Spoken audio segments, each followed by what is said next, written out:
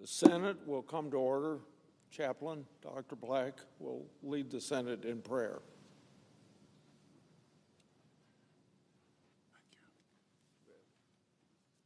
Let us pray. O God of our salvation, in spite of the challenges of today and tomorrow, we continue to look to you, our help in ages past and our hope for the seasons to come. May our lawmakers continually remember how you have led this nation in the past, as you give them inspiration and faith that you will also guide this land in all the days to come. Lord, give our senators strength, power, and wisdom for these grand and challenging times, empowering them to carve tunnels of hope through mountains of despair. Use them to defend our liberties and to unify our nation and world until justice rolls down like waters and righteousness like a mighty stream. We pray in your amazing name. Amen.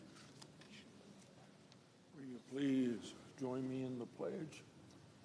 I pledge allegiance to the flag of the United States of America and to the republic for which it stands, one nation under God, indivisible, with liberty and justice for all.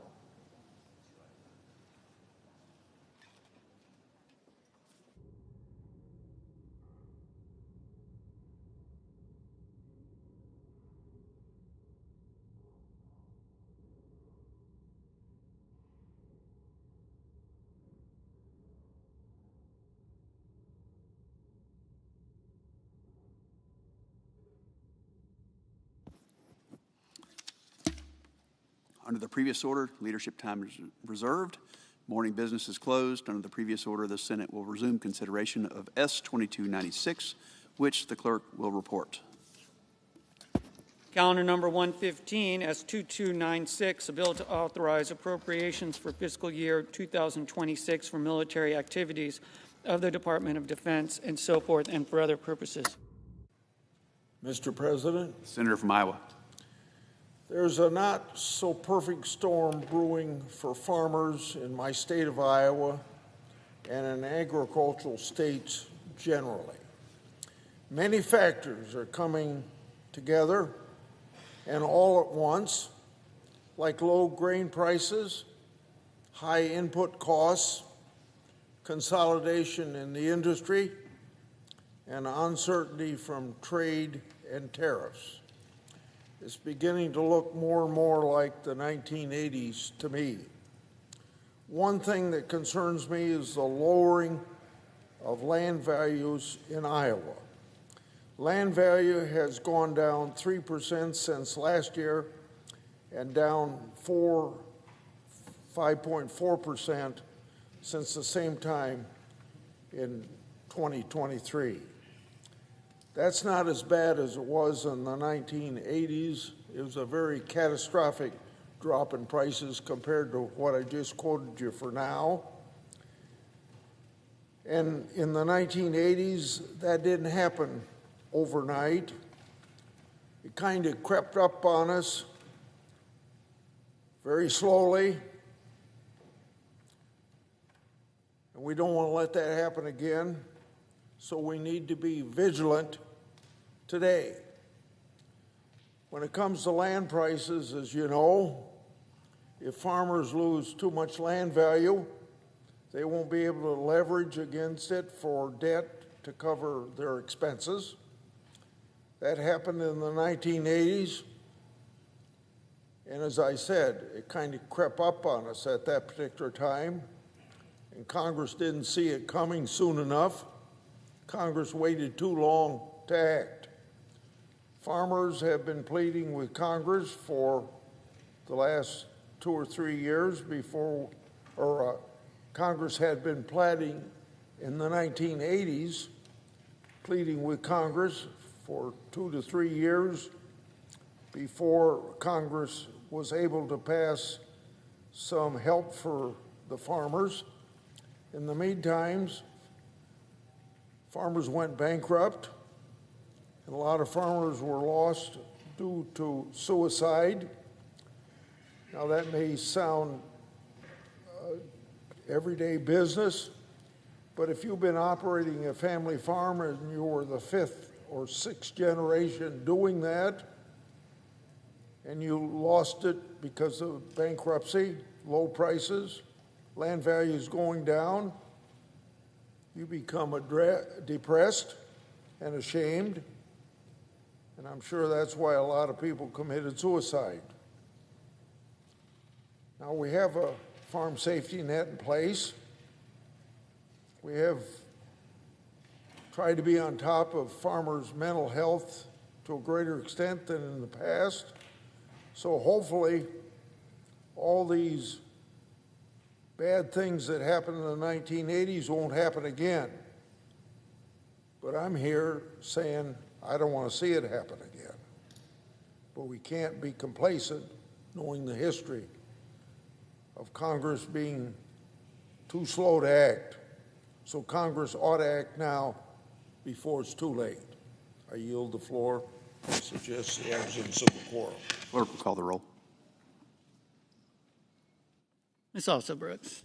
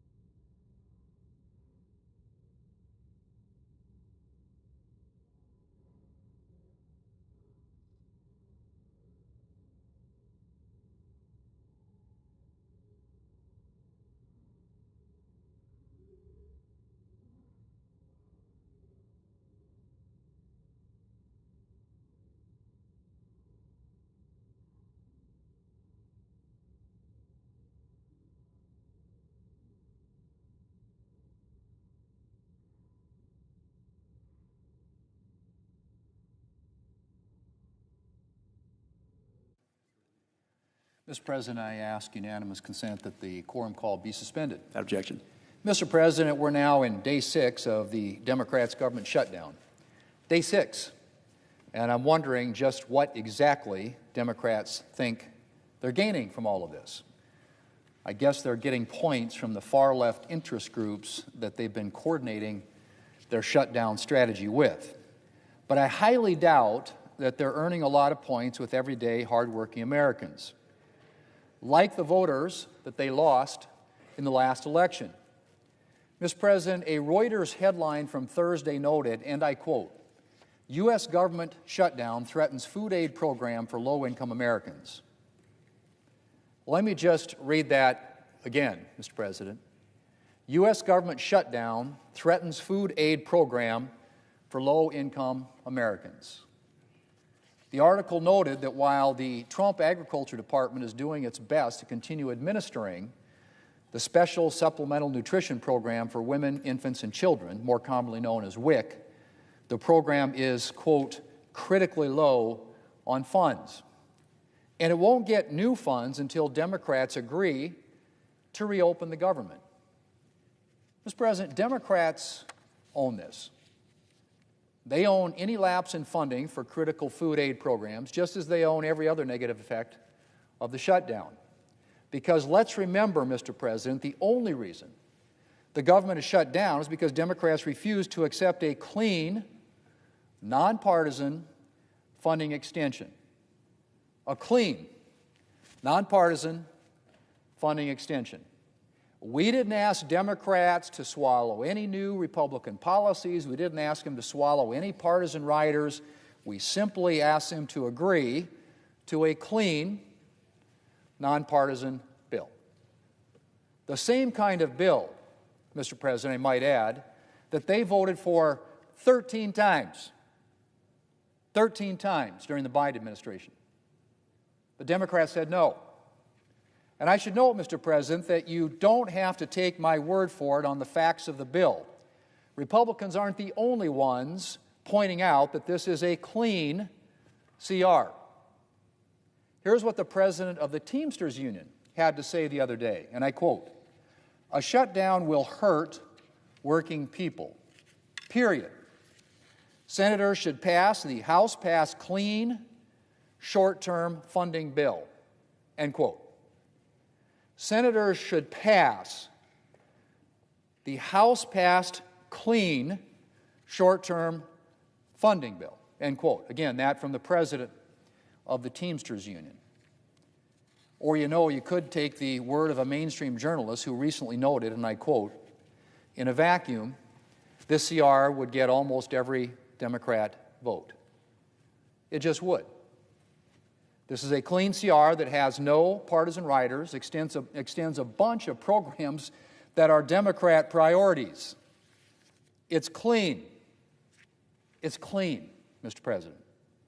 So to summarize, Democrats have shut down the government because they refuse to accept a clean, nonpartisan bill.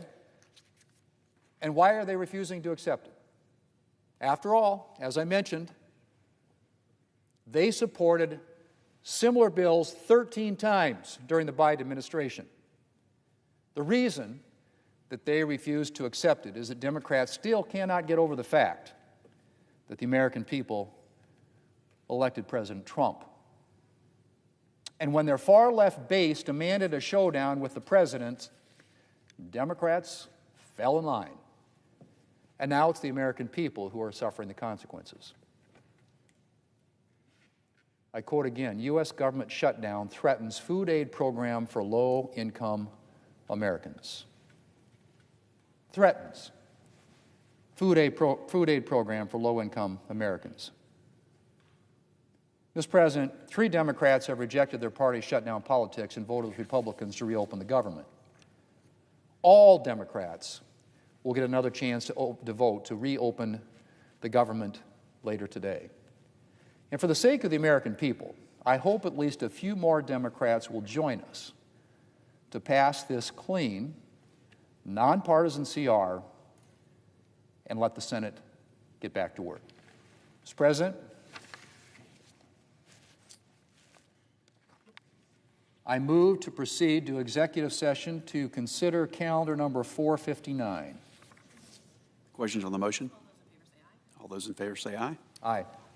All opposed, no. The ayes appear to have it. The ayes do have it. The motion is agreed to. Mr. Clerk will report the nomination. Nomination, the judiciary, Jennifer Lee Mascott of Delaware, to be United States Circuit Judge for the Third Circuit. Mr. President, I send a cloture motion to the desk. Clerk will report. Cloture motion, we, the undersigned senators, in accordance with the provisions of Rule 22 of the Standing Rules of the Senate, do hereby move to bring to a close debate on the nomination of Jennifer Lee Mascott of Delaware to be United States Circuit Judge for the Third Circuit, signed by 17 senators as follows. Mr. President, I ask consent the reading of the names be waived, Without objection. and I moved to proceed to legislative session. Questions on the motion? All those in favor say aye. Aye. All opposed, no. The ayes appear to have it. The ayes do have it. The motion is agreed to. Thank you, Mr. President. Mr. President, I suggest the absence of quorum. Clerk will call the roll. Ms. Alsobrooks.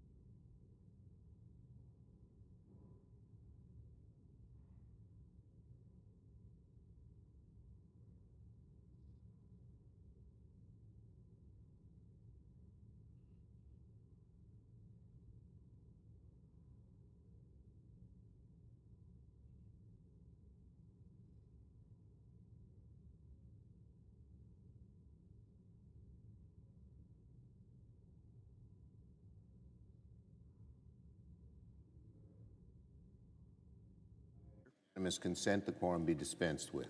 Without objection. Thank you, Mr. President. So, Mr. President, today is the sixth day of Donald Trump's government shutdown. Senate Democrats returned to Washington ready to negotiate. We're ready to work with Republicans to reopen the government and end the health care crisis that faces tens of millions of Americans. But it takes two sides to have a negotiation. We need the Senate Republicans and the House Republicans and the President to come to the table. And meanwhile, Donald Trump and Speaker Johnson seem to be on another planet.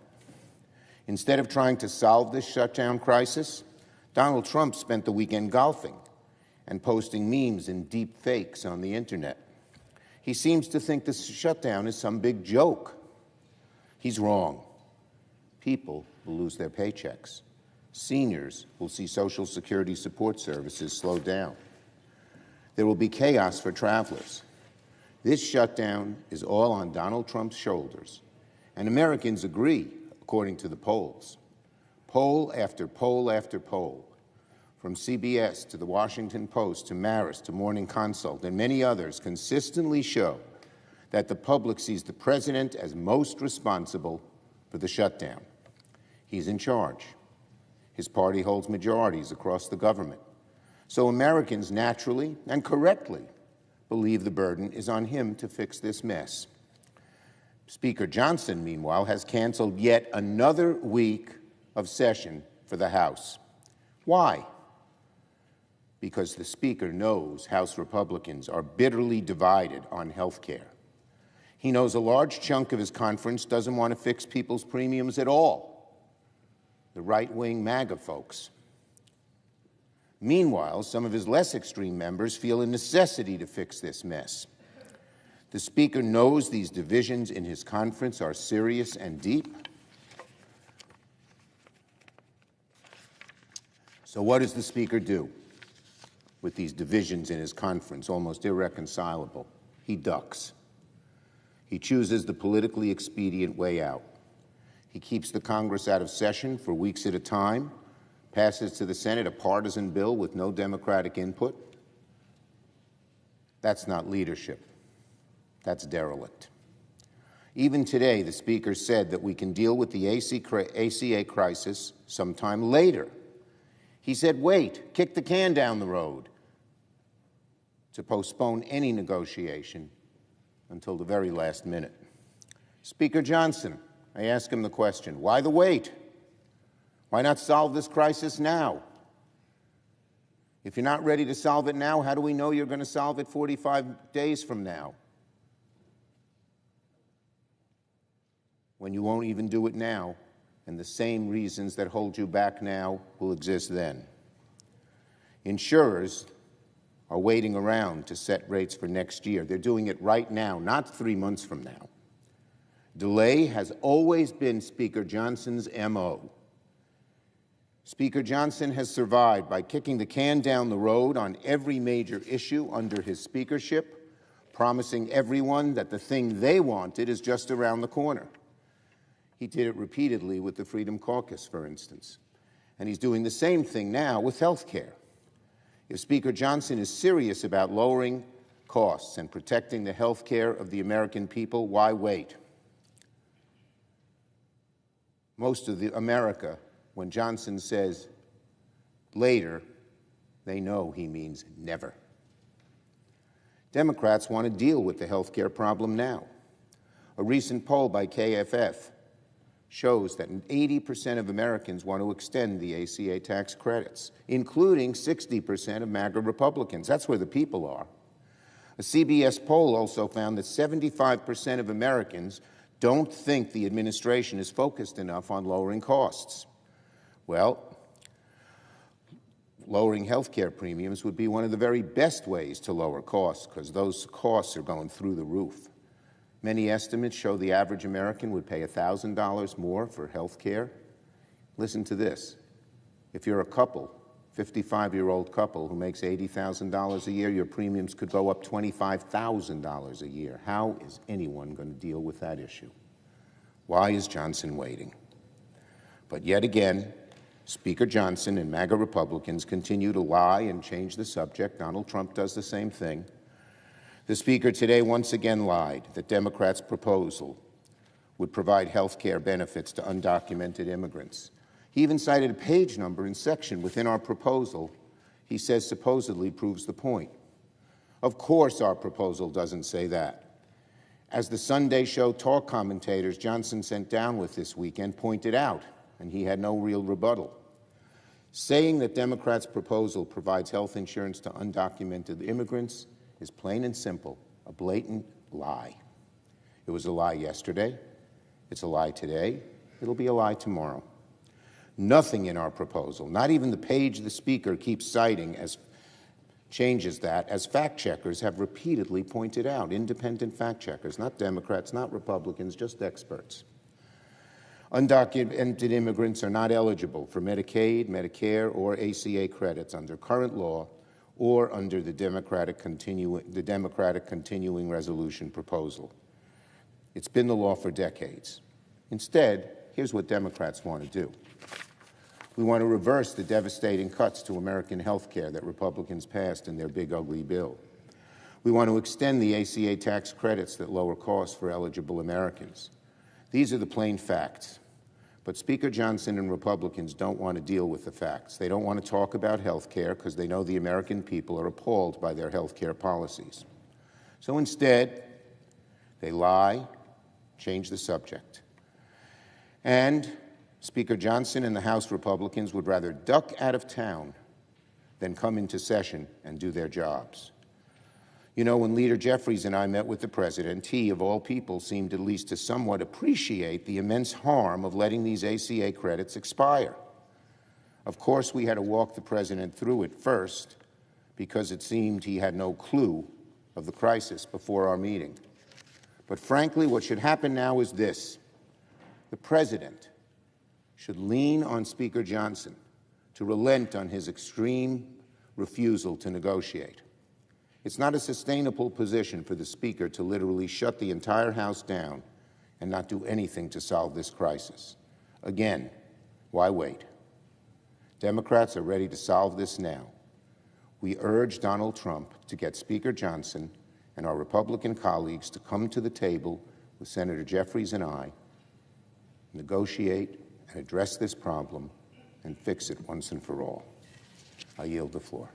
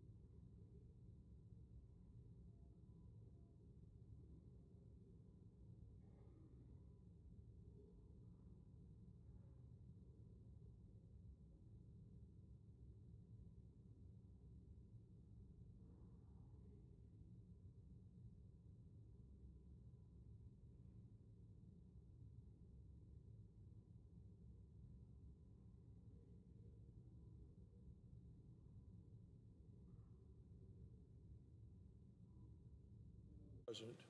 Majority Whip. Thank you, Mr. President. Mr. President, it's very obvious that Democrats are losing the Schumer shutdown. Even their media allies are turning against them.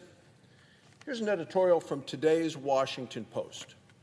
The headline is, "The Shutdown Conversation No One Wants." The Washington Post editorial board today wrote this, quote, "Democrats have demanded that Republicans agree to extend the COVID-era insurance subsidies without proposing any way to pay for it."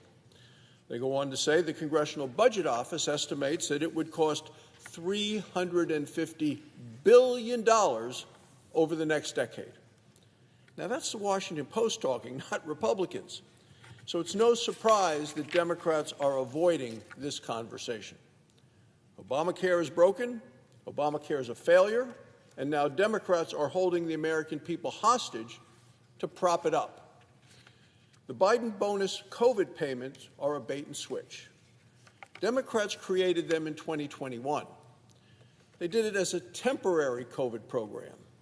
They extended them temporarily to 2022. They set an end date from this year when they extended them once again.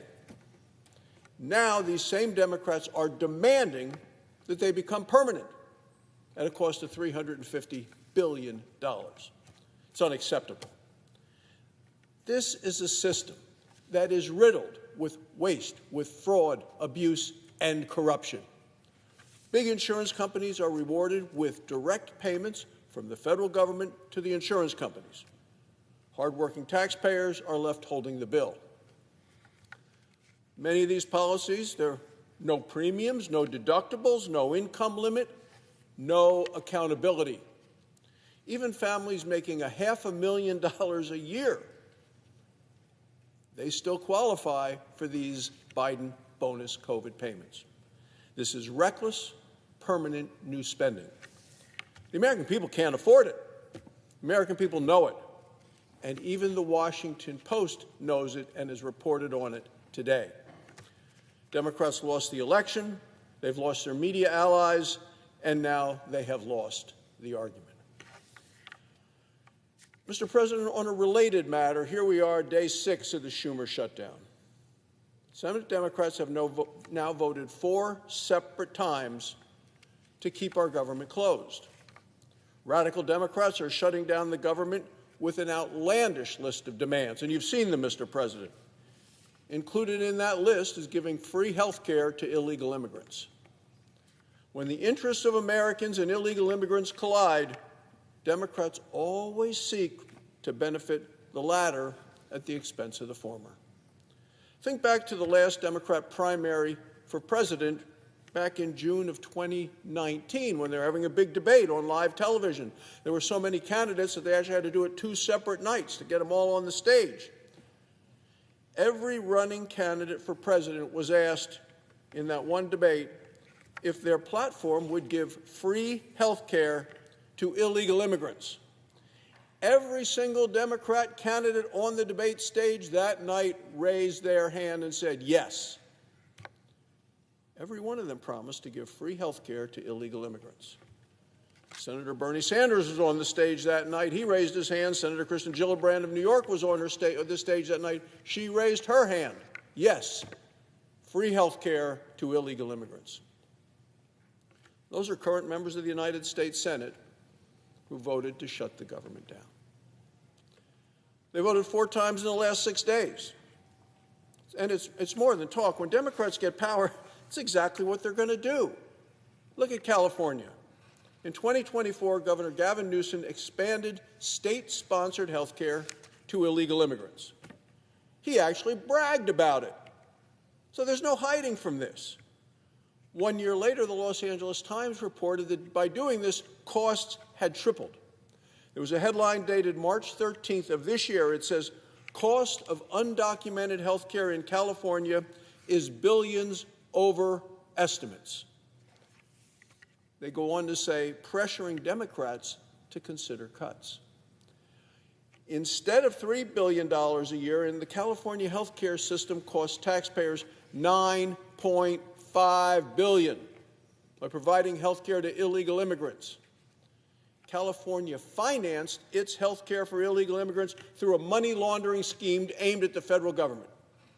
They used it to increase the state's Medicaid payments from the federal government directly to the state of California. This is money vacuumed away from hardworking Americans and from the vulnerable people in this country, our friends and neighbors who need Medicaid the most. What California do with it? They used it for illegal immigrants, not for U.S. citizens. President Joe Biden and the Democrats, they went even further. Apparently they weren't liberal enough in doing that. Joe Biden created multiple illegal parole programs when he was president. It was a blatant attempt at amnesty by the sleight of hand.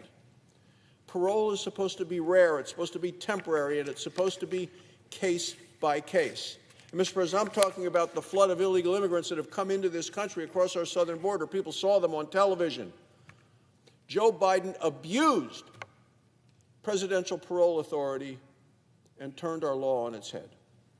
Democrats made non-citizens who were paroled eligible for free health care.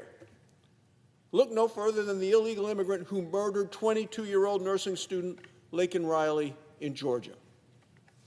He crossed the border illegally in 2022. The Biden administration released him into our country instead of removing him. The Biden administration paroled him for what they claimed were, quote, urgent humanitarian reasons of significant public benefit. And then he murdered a nursing student. Joe Biden made Laken Riley's killer eligible for taxpayer-funded health care. Democrats even promised free health care as an enticement to attract illegal immigrants to our southern border. It was a magnet. Well, Democrats have now shut down the government. Why? To defend a system where Laken Riley's killer can get taxpayer-funded free health care. That's who they are. That's their beliefs. That's their commitment, not to the American people, but to the illegal immigrants. Well, Republicans closed the loophole, Mr. President. Our working families' tax cuts put in place strong eligibility verification requirements. So that person can't qualify anymore, or anyone like them. It also ended the gimmicks that allowed California to fund health care for illegal immigrants through higher federal Medicaid payments, the way they siphon money from the federal government into California to pay for illegal immigrants. Meanwhile, what we've seen is President Trump and Homeland Security Secretary Kristi Noem rightfully terminated all of these Joe Biden categorical parole programs. He should have never let him in the first place. Now we have terminated him. And the Supreme Court was called into play in an action here. The Supreme Court upheld this decision by the Trump administration after several rounds of left-wing lawfare. President Trump is securing our border. He's putting American citizens first, not illegal immigrants. That's the difference between our parties. Democrats want to undo all of that. That's why they're holding the nation hostage by shutting down the government. That's what this fight is all about. Let's be clear. By shutting down the government, Democrats are putting illegal immigrants ahead of American citizens, ahead of our veterans, ahead of our military, ahead of our seniors, ahead of our children. It is reckless, it's radical, and it is wrong. It's time for it to end. So today, Mr. President, the Senate's going to vote for a fifth time on our bipartisan continuing resolution, and we want to reopen government. It passed the House with bipartisan support. The Senate this evening will have a simple choice once again. Vote to reopen the government and put America first and Americans first, or vote with Senator Schumer to put illegal immigrants ahead of the American people. Voting with Chuck Schumer tonight will keep the government closed. Thank you, Mr. President. I yield the floor. Clerk will call the roll. Ms. Alsor-Brooks.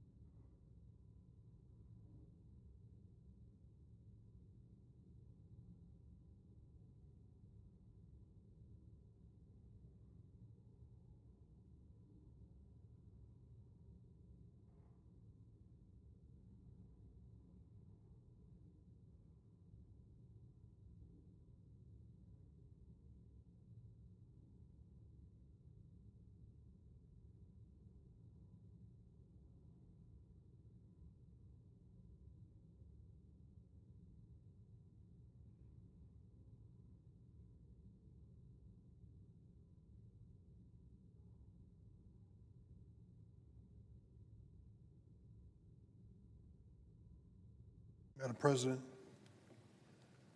The Democratic Whip. are we in a quorum call? We are not. Thank you, Madam President. We are. I ask consent that quorum call be suspended. Without objection. Thank you, Madam President. Madam President, on Friday, in the midst of a Republican-led government shutdown, President Trump revealed his priorities. It isn't to protect the health insurance of millions of Americans who are about to lose their insurance or see premiums skyrocket. Nope, that's not it. The president's priority: to deploy militarized immigration agents and National Guard troops to more American cities. Why? Purely for political theater and to advance his extreme agenda. In the early morning hours of Tuesday last week, while this government barreled toward a shutdown, President Donald Trump launched a military law enforcement assault on the city of Chicago. In the city's South Side neighborhood, hundreds of federal agents, many hiding their faces with masks, repelled from Black Hawk helicopters, darted out of disguised moving trucks, armed with military-grade weapons, to descend on a targeted apartment building in the city of Chicago. They swarmed through the building, knocking down doors, tearing up homes. And it appears that these agents knew nothing in advance about the residents whose homes they were destroying. In fact, in the dead of night, federal agents reportedly started checking on the residents as they brought them out of the building. Residents that included American citizens and children. They checked on them to see if maybe they had an outstanding warrant for their arrest or were undocumented. Picture this, if you will. You're with your family in an apartment building. A helicopter lands on the roof. Federal agents with masks on batter down your doors, drag you and your children out of their beds into the street, and start an interrogation as to whether there's any undocumented person present. America. Many were yanked from their homes and their beds and detained shirtless and without clothing. Some were detained using zip ties, including children. Here's what one witness to the event said. Kids were crying. People were screaming. They looked very distraught. I was out there crying when I saw the little girl come around the corner because they were bringing the kids down too. They had them zip-tied together. In the middle of the night in the city of Chicago, an assault on an apartment building in America. The witness continued, one of the agents laughed out loud. He said, "F them kids." 4 U.S. citizen kids with undocumented parents were separated from their parents who were taken into custody. Secretary Kristi Noem's Department of Homeland Security posted to social media a highly produced video of the raid, her version of the story, because that's all this is to them, a promotional video, political theater. The human toll must be immense. What if it was your child, yanked out of his bed in the middle of the night, hands zip-tied behind him, brought down with few, if any, clothes on, standing in the street while all this is happening, watching his parents be arrested in America. In another case, ICE agents fired a pepper ball into CBS Chicago reporter Azo Rezi's car. What was her crime? Driving by the Broadview ICE facility to report on the protests there. It's known in the Constitution as freedom of the press. Doesn't seem to impress Kristi Noem. I've long fought for humane reforms to our immigration system on a bipartisan basis and evidence-based ways to reduce crime in our cities. If the president is serious about fixing our immigration system, or lowering crime in our communities, I'm all in. But sending in militarized federal immigration agents and National Guard troops to terrorize Chicago or any American community in any state is not the American way. Excuse me. These actions have accomplished what I believe is the president's true intention here: spreading fear in America, especially among immigrant communities. And he's been very successful. I go to these communities virtually every weekend when I return back to Illinois. I meet with the people who live there. They are scared to death. People who have been here for years, no criminal record, no reason to be removed, working and paying taxes, are afraid to shop and afraid to go to church. Last week on the floor, I warned about this, and I have for some time now.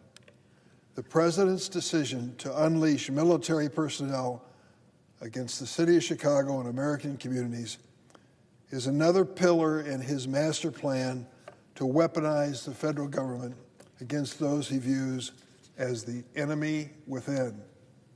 Where did that phrase come from? From the mouth of the President of the United States speaking to the military leaders of the United States. He told them to be fearful of the enemy within and to use American cities as their training ground. Think of that.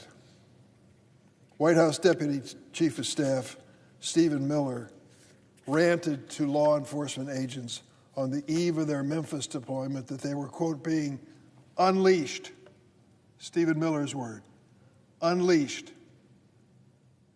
Does that sound like law and order? Does that sound like the rule of law? Unleashed.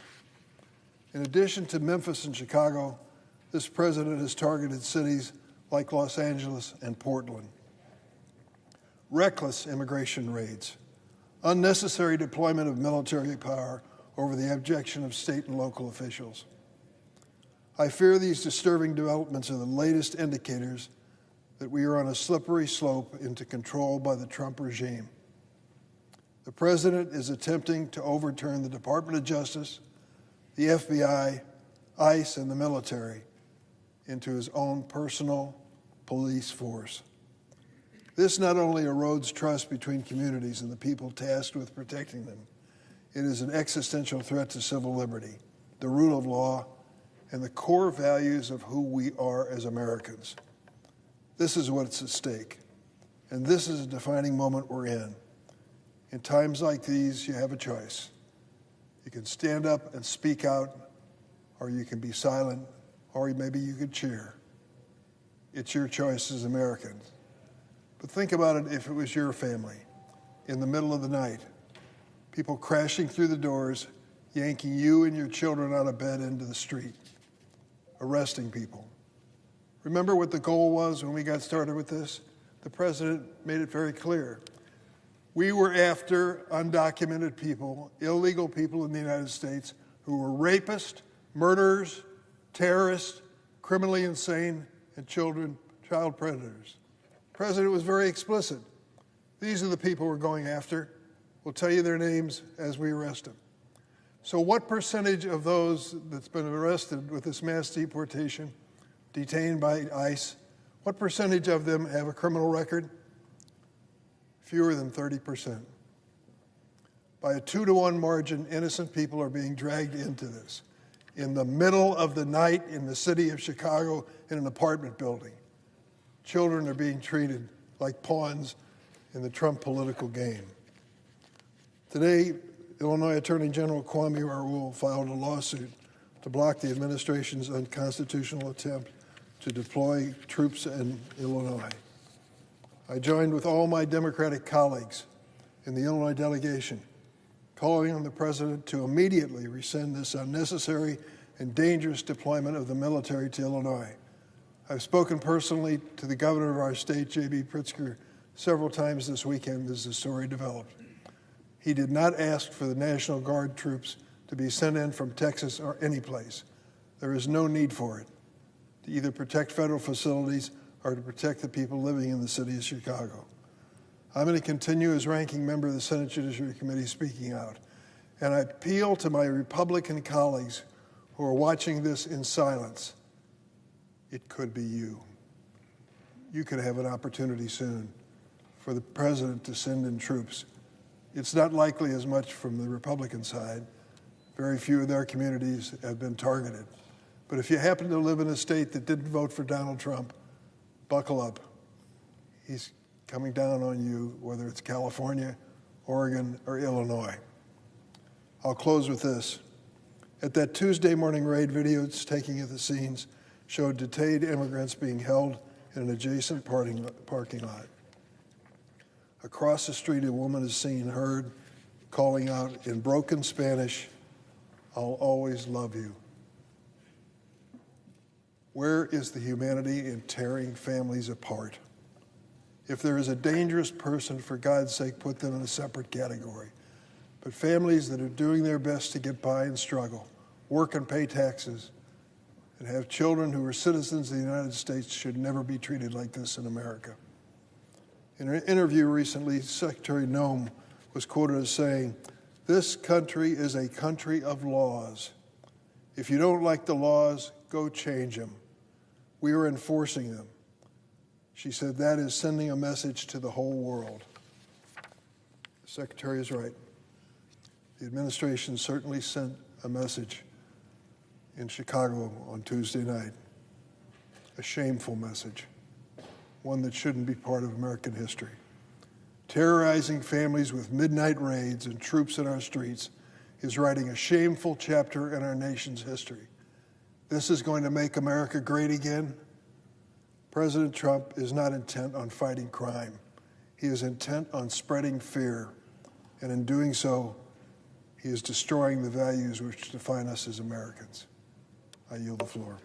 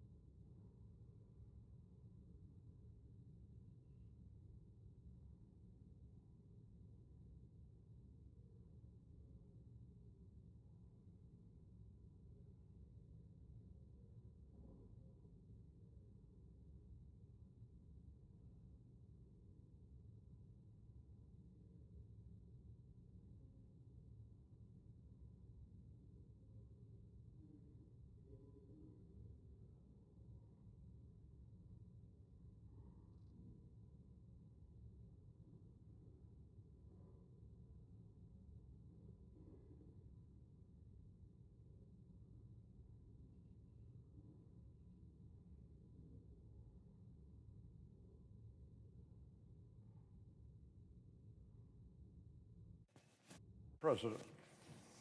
The senator from Texas. Madam President, are we on a quorum call? We are not. Madam President, it's been 6 days since Senate Democrats have shut down the federal government.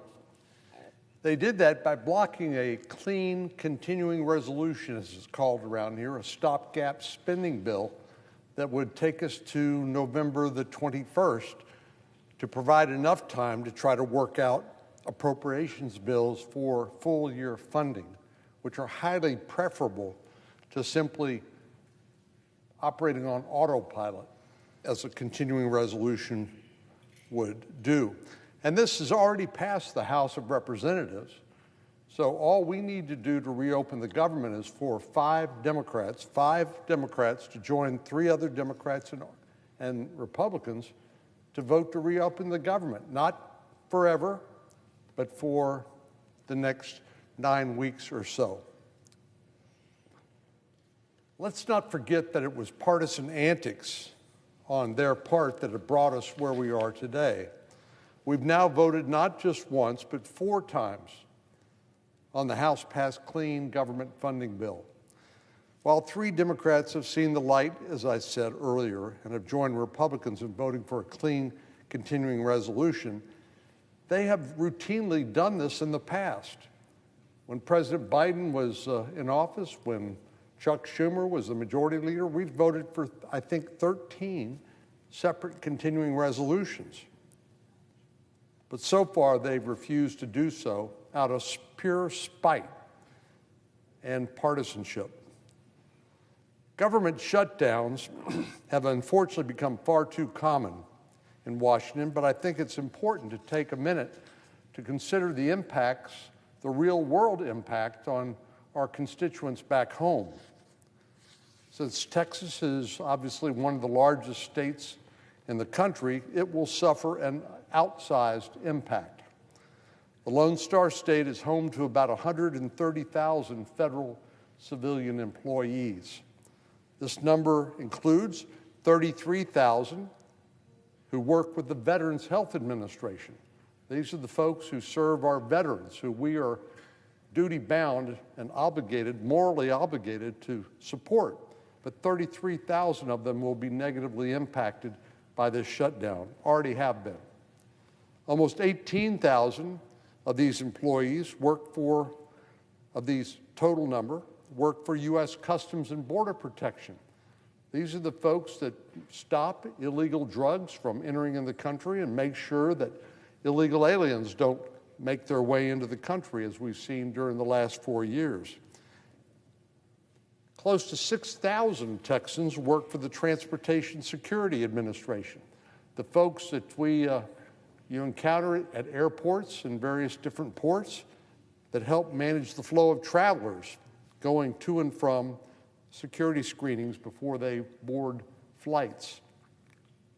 Finally, the Lyndon B. Johnson Space Center in Texas has 3,000 employees, but is expected to furlough about 70% of them due to the lapse in federal funding.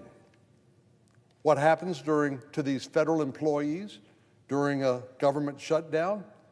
Well, the most dramatic thing that happens to them is they don't get paid.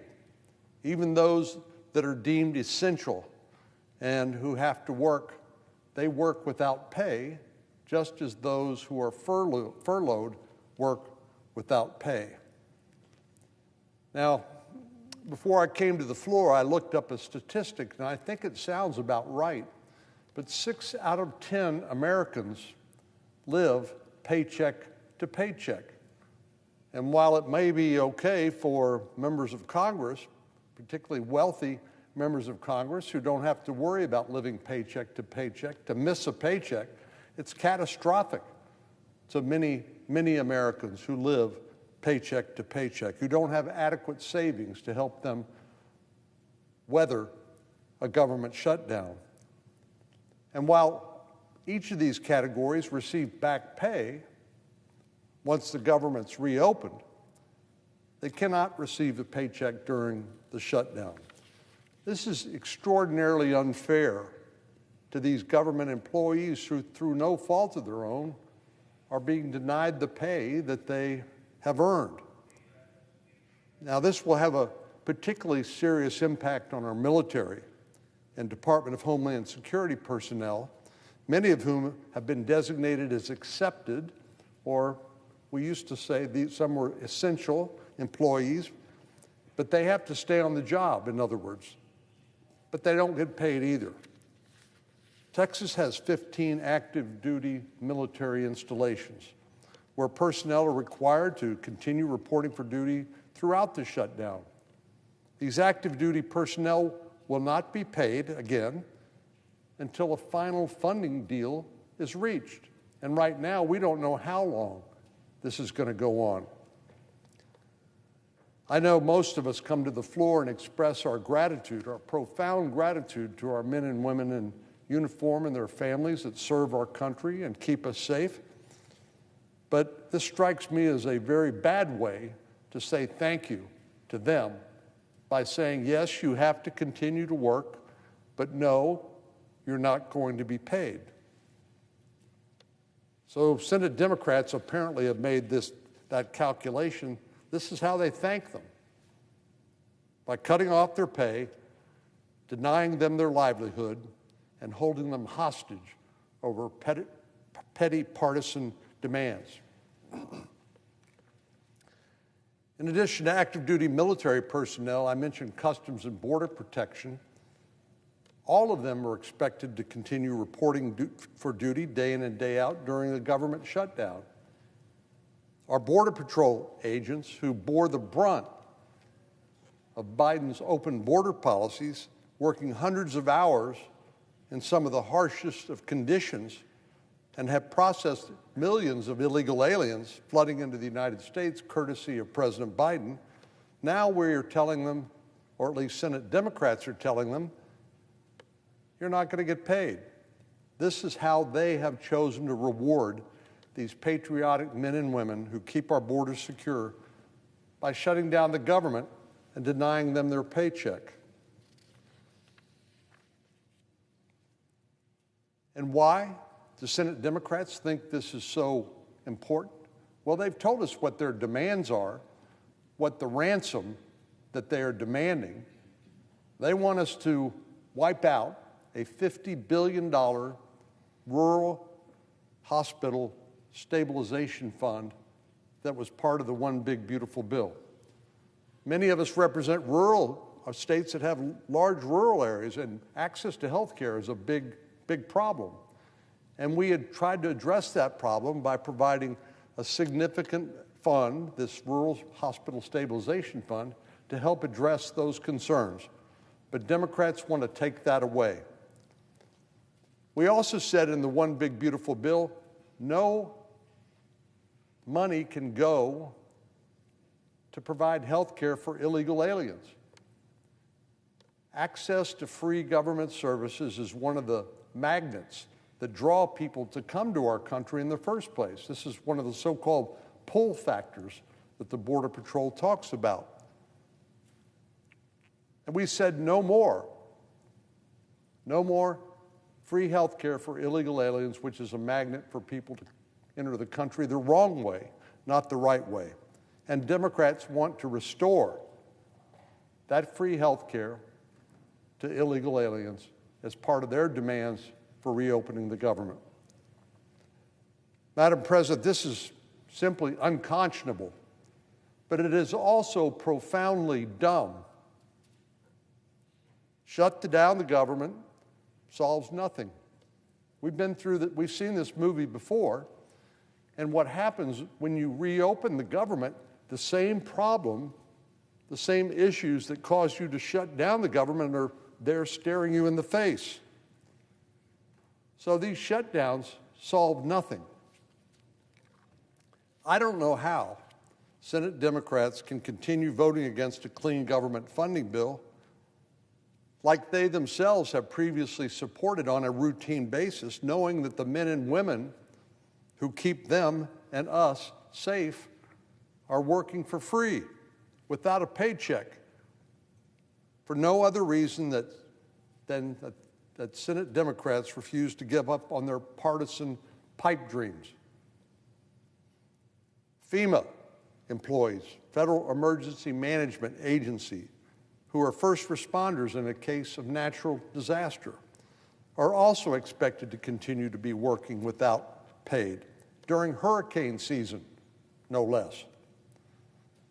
In addition to law enforcement and emergency personnel, a government shutdown affects all Americans one way or the other. It affects travel, it affects access to public lands. TSA workers and air traffic controllers have to keep working, and these are the people that make sure our airlines operate safely and on time. But they have to work without pay. The hiring and training of any new air traffic controllers, which we know is a real problem and an important issue, all that will stop during the time the federal government shut down. No new hiring of new personnel to help make our air traffic safe. All of this because Senate Democrats can't work in a bipartisan manner to keep government open even for a few weeks. The government shutdown also impacts our national parks and federal lands. Texas boasts 3.2 million acres of federally operated public lands, including Big Bend National Park, Guadalupe Mountains National Park, and Padre Island National Seashore. National parks face a partial shutdown, meaning that some areas, such as open-air sites, will remain open to the public, but buildings that require staffing, like museums, will have to close. Madam President, my constituents, roughly 32 million Americans, like all Americans, have to pay the price because of this completely unnecessary government shutdown and the outrageous demands Democrats are making to reopen. All of this lies squarely at their feet. You know, I was reflecting over the weekend after the last time we voted to reopen the government and Democrats voted no, how this must reflect on the United States in the eyes of the world.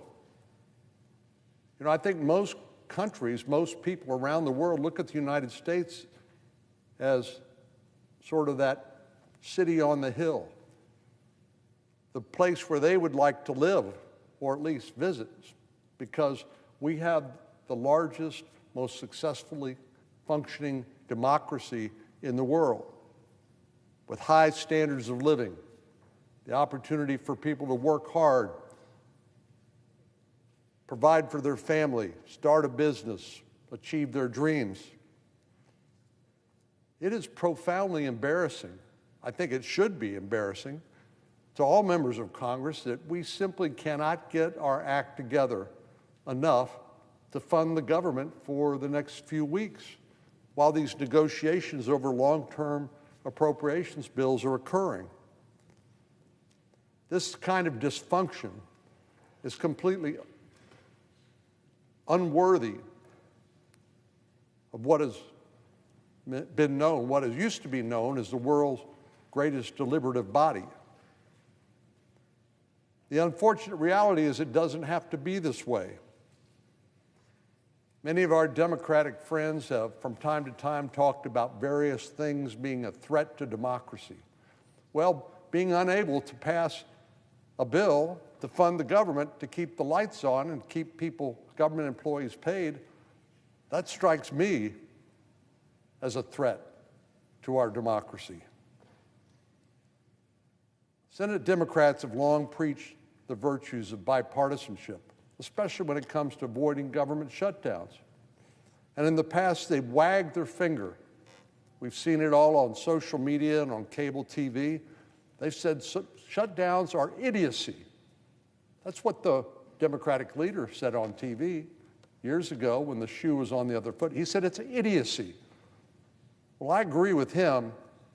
It was idiocy then, and it's idiocy now.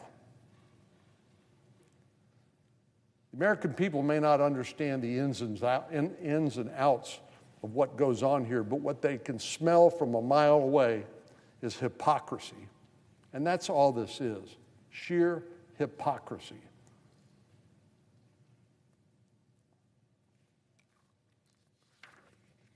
All our colleagues need to do when we vote here shortly is to vote for a clean, continuing resolution. And all of this can be reversed. And we can get back to the working together to try to solve some of the issues that I know they care about as well. We all care about access to health care. And that's one of the items that we have to address certainly before the end of the year with the expiring of certain provisions, certain subsidies for the Affordable Care Act. And we're happy to have that conversation. And we will have that conversation, but not while the government's shut down. So the good news is, well, let me back up and say the bad news is government shut down. The good news is that can end today, this afternoon. Democrats have an opportunity to vote with Republicans to pass a clean, continuing resolution, as they have at many times in the past. So I hope we can all join arms and say, let's put an end to this nonsense and pass this legislation on what will now be the fifth opportunity. The American people are counting on us, and we shouldn't let them down. Madam President, I yield the floor.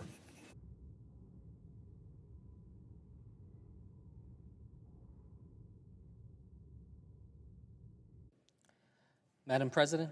The senator from New Jersey. Madam President, I asked people back home in New Jersey how they felt about this moment in our country. And what I heard falls into this category of saying that they said that they felt like things are spinning out of control. That every day feels like a new crisis. Every day the anxiety grows deeper. Every day it seems like we move further from a solution. And in order to find a solution to this moment, we need to understand the problem. The problem that we face and that I want to talk about with you today is that we have a government that has been hijacked at the highest levels by people who act like mob bosses. Now, I get it. I'm from Jersey. We know a thing or two about mob bosses. But I want to be clear.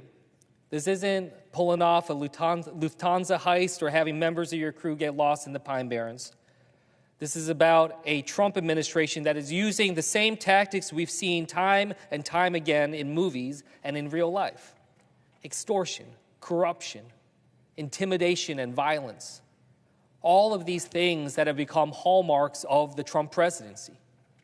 And I bring them up today, 6 days into a government shutdown, because this is what the Trump administration is focused on.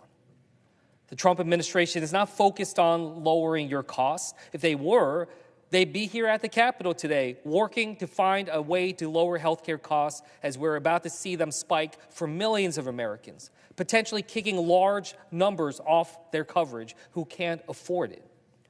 The Trump administration is not focused on creating jobs or creating economic opportunities. If they were, they'd be here in both the Senate and the House today, working to make sure that we're investing in the kinds of things only government can provide. Things that make us more competitive, more innovative, more prosperous. The Trump administration is certainly not focused on keeping you and your family safer. If they were, they'd be here at the Capitol today, in both chambers, working to get our troops paid or to address the real challenges at home and abroad that threaten our security. Instead, this administration and leaders here in this Capitol have shut down this government so they can focus on the things that they want, to use government to further corruption so that they can funnel money to their billionaire donors, to use government as a tool to extort the American people to bend to their will, to weaponize government to intimidate Americans through violence who dare oppose their actions by even just speaking out. Corruption, extortion, and intimidation through violence. This is how the Trump administration wants to use your government against you. Now, like every great mob movie, it's not just about the boss who plays a critical role. For every Don Corleone, there's a Tom Hagen and a Luca Brasi. Donald Trump plays the role of the mob boss, but it's his henchmen who are really running the show. Russell Vought and Stephen Miller, they're not public servants. Public servants, they work to serve the public. They work towards a public good. Russ Vought and Stephen Miller are straight out of Scorsese. These two men are running an operation on corruption, extortion, and intimidation that would make Al Capone jealous. Let's start with Russ Vought. Russ Vaught's entire existence, his reason for being, is to cut every program the American people can possibly rely on so that the billionaires who fund his work can get another tax cut. Money goes to him, money goes back to them, none of it goes to you. Pure corruption. But it's not enough for Russ Vought to just funnel billions to his backers. He has to take from you just to remind you of his power, just to bring you to heel. That's why last week he announced that he was freezing $18 billion for critical infrastructure projects in New York and New Jersey. One of them is the Hudson Tunnel Project, which is critical to our region's economy. In fact, when I asked Secretary Duffy about this at his confirmation hearing, he said it was a project of national importance, critical for our nation, not just our region. It's essential to our pursuit to bring infrastructure into the 21st century, and it supports tens of thousands of jobs. But Russell Vought decided to freeze that money out of nothing but political retribution. He decided to freeze this money because he thinks he can punish the people of New Jersey for demanding the government actually work for them, for demanding that we actually work to lower costs. It doesn't just stop at New Jersey. He froze billions in dollars for transit projects in Chicago and more than $8 billion in Department of Energy projects in states across the country just because those states voted for Democrats in the last election. Didn't try to stop those exact types of projects in states that voted for Donald Trump in the last election. Russell Vought acts like a mob boss because he thinks he can use his levers of government to funnel money to his friends and take away your services when you've gotten out of line. Last week, I went to New Jersey for a day and heard from my constituents about how they're seeing this shutdown. And one woman said something that really stuck out to me. Because I asked her, if you had a chance to be able to say one thing to Donald Trump and these Republican negotiators, what would it be? And this was an independent voter. She said, I would want to tell them that it's our money. It's the American people's money, not Trump's personal bank account. She's absolutely right. This isn't Russell Vaught's money to take away whenever he pleases. We've seen him do that through something called rescissions, something that completely ignores the framework our founding fathers put in place nearly 250 years ago. That Congress, on the behalf of you, the people, decide how your money is spent. And when that decision is made on behalf of you, your will, your money can't be overturned and taken away simply because a single bureaucratic mob boss decides to exercise his power. It's not just taking money away. We need to remember that this isn't Russ Vaught's money to use as a tool to extort his imagined enemies into following his orders. We need to remember that this is your money, it's your government, and it should work for you. But right now, the Trump administration isn't working for you. It's working to grow and consolidate its own power. And that brings us to our second mob boss, Stephen Miller. Stephen Miller thinks he's the enforcer. He thinks it's his job to defeat Donald Trump's enemies. And again, like Russell Vought, he doesn't seem to see himself as a public servant. He's not even here to make your family safer or to protect your country. Let's look at how Stephen Miller operates as a mob boss. Stephen Miller and this administration have taken the issue of our broken immigration system, and instead of working to actually fix it, they've used it as an excuse to rapidly militarize parts of our government and deploy them against our own people in our own cities, in our own towns. It starts with going after criminals, people who should actually be sought after and detained, but that's not where it stops. We have seen thousands of American service members sent into American cities. We have as many National Guard, we have as many Americans in uniform here in Washington, D.C. than we do in Iraq. We have seen American weapons of war, including Black Hawk helicopters, used against Americans in places like Chicago.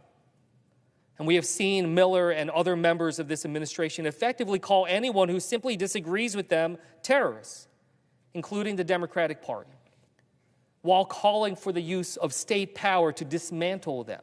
Now, I want to reflect on that phrase for a moment, state power. Stephen Miller isn't talking about using the power of our government to make your lives better or work for you. He's not talking about using it to make your neighborhoods safer. He's talking about using it against you if you get out of line. He's talking about using it against anyone who disagrees with this administration, for anyone who stands in their way. We know that because Donald Trump has basically told us so. He told a room of all of his nation's top military officials, seemingly convened only to show he had the power to do so, that they should prepare for a, quote, war from within. He told the leaders of the most powerful military in the history of the world to prepare to battle the, quote, enemy from within. That means Americans at home. And again, we know that because Donald Trump has said it. In the same convening, he said he wants to use American cities as training grounds for the military. American cities, places where we live, where we go to work, where we bring our our kids to school. That is where Donald Trump wants to exercise power over you. We have the finest military in the world. The purpose of that military is to defend our Constitution, to defend the American people, to deter our enemies and be prepared to fight them if necessary. The American people are not that enemy, and deploying our military in America's streets weakens our readiness to defend against real threats. Donald Trump and Stephen Miller and this administration will keep finding new excuses to seize power and threaten to use it against you. In the words of a federal judge, one that Trump appointed, ours, quote, is a nation of constitutional law, not martial law. And the actions of the Trump administration, quote, risk blurring the lines between civil and military federal power to the detriment of this nation. We are seeing this administration launch military strikes against individuals from Venezuela with no legal authorization or justification. We're seeing this administration, Mr. Miller specifically, call legal decisions that he doesn't like, quote, an organized terrorist attack. We're seeing this administration use intimidation and violence as tools not to make us safer, as if that was ever acceptable, but to make us submit. At the end of the day, that is this administration's aim, submission. Like every mob boss, they want you to kiss the ring. They want your loyalty, but not just that, they want your fealty. And the things they don't understand is that Americans don't bend the knee. We don't kiss the ring. We don't pledge loyalty to a boss. This is the people's government. It's not a tool for corruption. It's not a tool for extortion. It's not a tool for intimidation and violence. It is a tool for growing opportunity and prosperity. It is a tool for providing security and freedom. And it's a tool for everyone, not just the bosses. So yes, we need to work to reopen our government. And in doing so, we need to make sure that people don't drown under a wave of rising healthcare costs. But we can't lose sight that this isn't the only fight we've got in front of us. President Trump has handed power to Russ Vought and Stephen Miller, and they've used that power to take away your opportunities, your security, and your freedoms. When we reopen the government, we need to fight to make sure it's working for you, the American people. You deserve better than to live under the thumb of mob bosses. We're going to fight every day to make sure that you can. Thank you, and I yield back.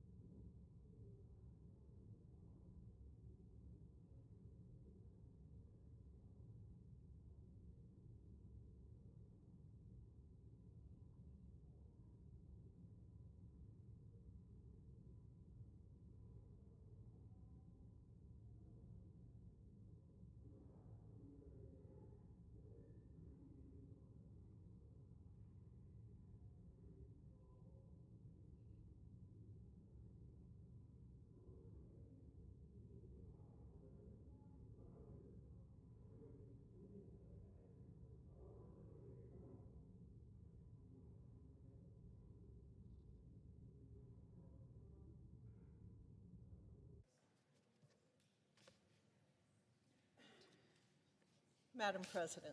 Senator from Nebraska. Thank you, Madam President. For all ag producers, the word tariff makes us nervous.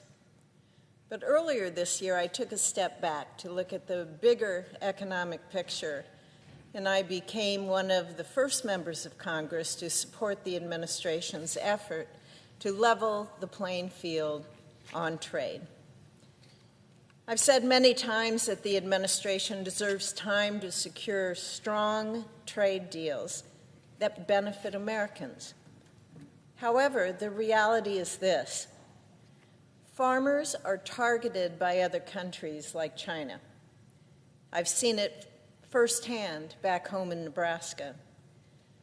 Producers of corn, soybeans, and other top commodities, they are under crushing pressure. Rising input costs and uncertainty have driven farm finances to levels reminiscent of the 1980s crisis, which bankrupted thousands, and it hollowed out our rural communities. Since 2020, seed costs have jumped 18%. Fuel and oil are up 32%. Fertilizer has spiked 37%, and interest expenses have surged an alarming 73%. Our soybean producers are projected to lose about $100 an acre this year. On top of that, storage costs for soybeans and corn have risen steeply. For everybody, this is crippling, and it's happening during one of the largest harvests in memory. Madam President, time is running out, and we need to turn this around. We need a strong and positive set of actions. Ensuring our farmers can weather tough economic times must be a national priority. It's clear that farm aid is needed at this time. Congress has taken some steps towards this goal. We passed $10 billion in farm aid last December, and we included a major boost for producers in July's reconciliation law. However, that money is not going to reach any farmers until next fall, and producers need to have relief right now. But here's the challenge. We also need lasting, long-term solutions that help provide stability and real opportunity for ag producers. That's why one of the fastest ways we can deliver results is by unlocking year-round access to E15, a clean, American-made biofuel. Permanent nationwide access would increase corn demand by 2.5 billion bushels a year. It would lower gas prices for families, and it would drive new revenue into rural communities. President Trump's day one order to promote E15 through his National Energy Emergency Declaration, that was a strong start. But temporary fixes, they don't cut it. That's why I reintroduced my nationwide Consumer and Fuel Retailer Choice Act earlier this year. When I first introduced this bill nearly a decade ago, it felt like an uphill climb. Well, today, momentum is finally on our side. We have strong bipartisan support. We have new industry partners, including members of the oil and refining sector, who are at the table. And this is a key piece of Republicans' plan to lower energy costs, to strengthen American production, and to give consumers more choices at the pump. Trade, well, that's the other half of the equation. Former President Biden's lack of a clear trade agenda left America with a $49 billion trade deficit, undercutting farmers in Nebraska and all across this country. President Trump, you can help reverse that deficit by holding China accountable and ensuring American-grown soybeans have access to global markets, a lifeline for farmers facing losses this harvest season.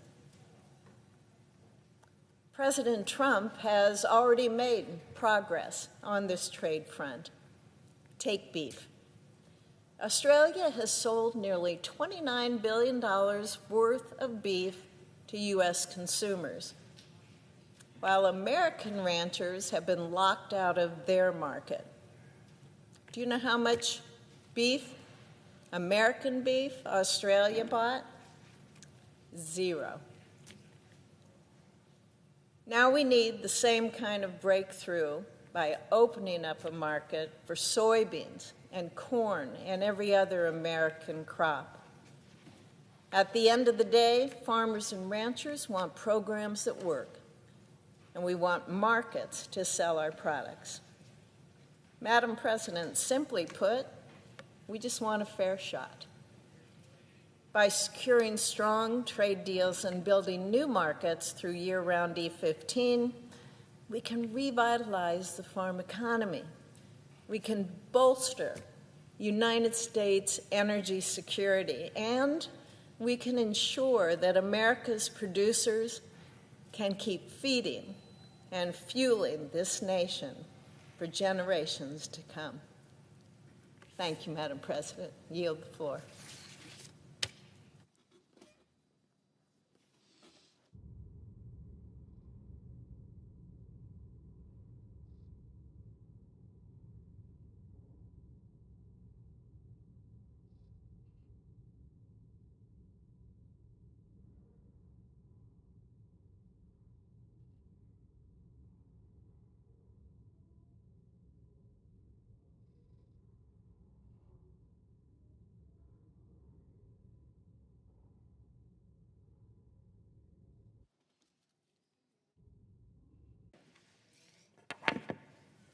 Madam President. The senator from Nebraska. Madam President, I ask unanimous consent that it be in order for the two leaders to enter motions to reconsider without being on the prevailing side with respect to the cloture votes on the motion to proceed to S2882 and HR 5371. Further, that mandatory quorum calls with respect to S2882, HR 5371, and the en blanc nominations provided for under the provisions of S-Res 412 be waived. Without objection. Thank you, Madam President. I yield the floor.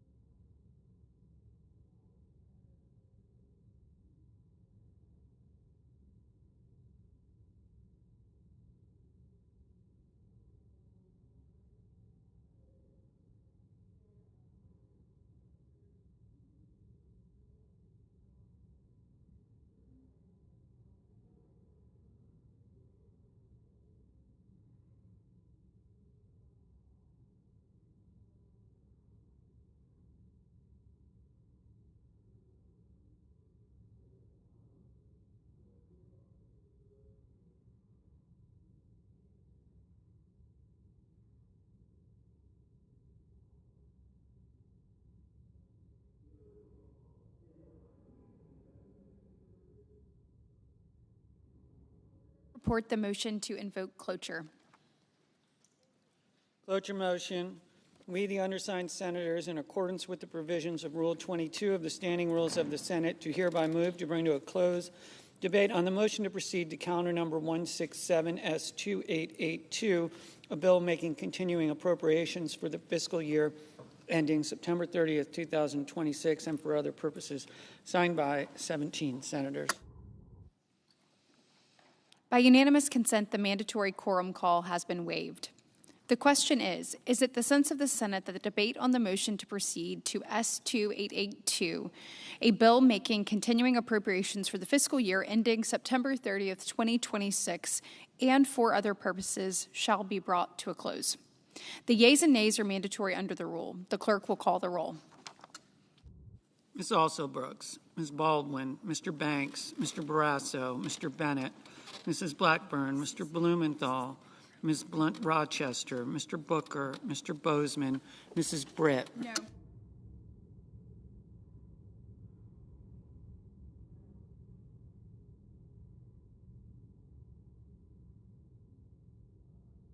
Mr. Budd.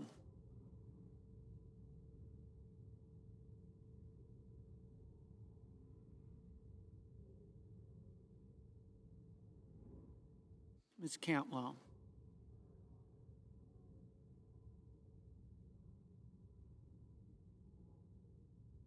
Mrs. Capito.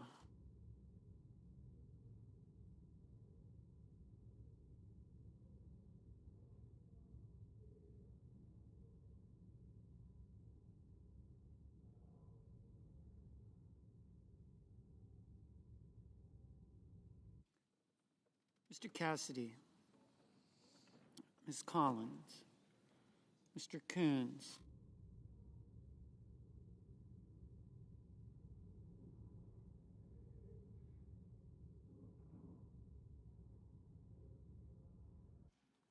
Mr. Cornyn. Ms. Cortez Masto. Mr. Cotton. Mr. Kramer. Mr. Crapo. Mr. Cruz. Mr. Curtis. Mr. Daines.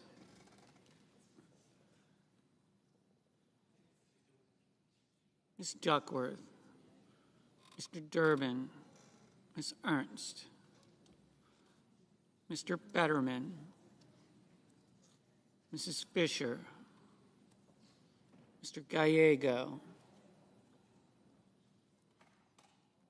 Mrs. Gillibrand. Mr. Graham. Mr. Grassley.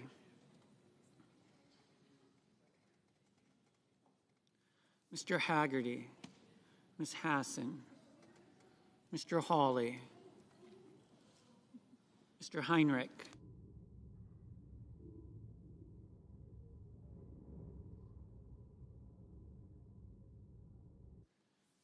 Mr. Hickenlooper.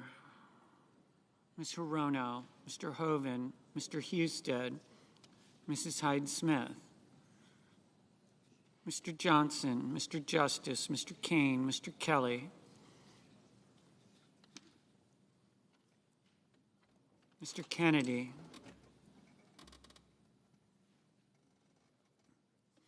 Mr. Kim, Mr. King, Ms. Klobuchar, Mr. Langford, Mr. Lee, Mr. Lujan, Ms. Lummis, Mr. Markey, Mr. Marshall, Mr. McConnell, Mr. McCormick, Mr. Merkley, Mrs. Moody, Mr. Moran, Mr. Moreno,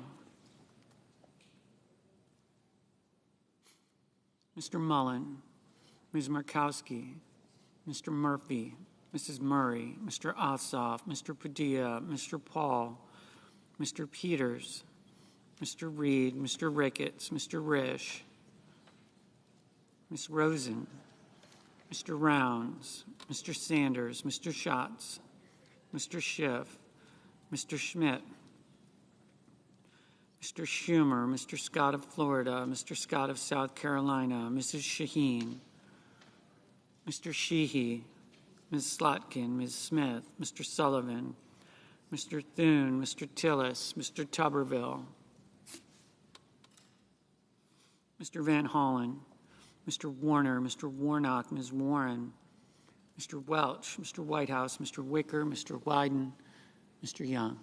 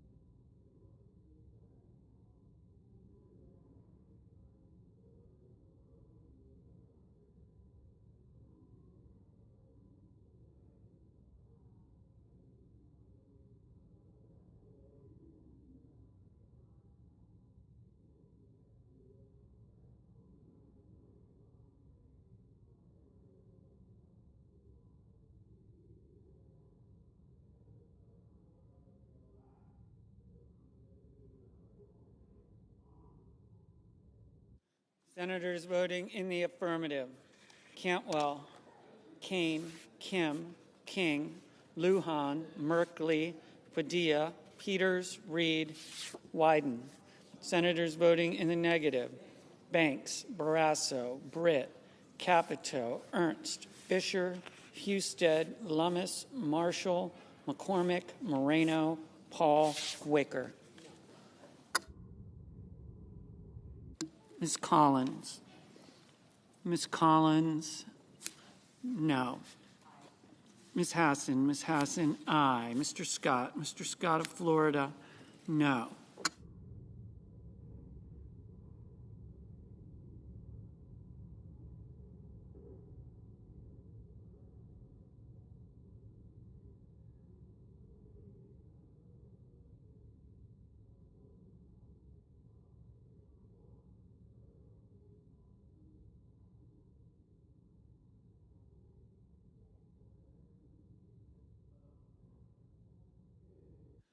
Mr. Crapo, no. Mr. Kelly, aye.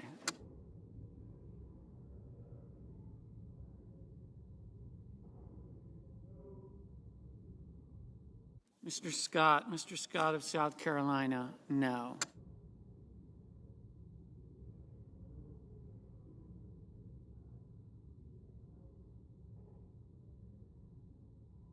Ms. Smith, aye.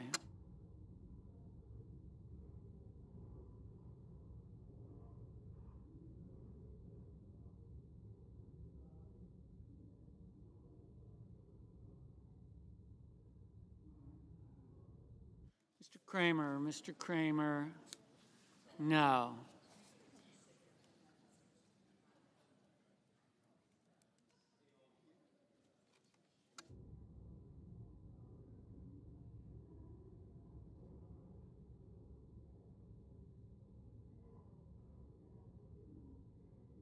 Mr. Justice, no. Mr. Sheehy, no.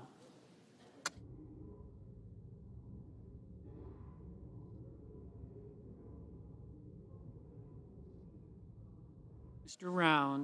Rounds, no. Mr. Risch, no. Ms. Duckworth, aye.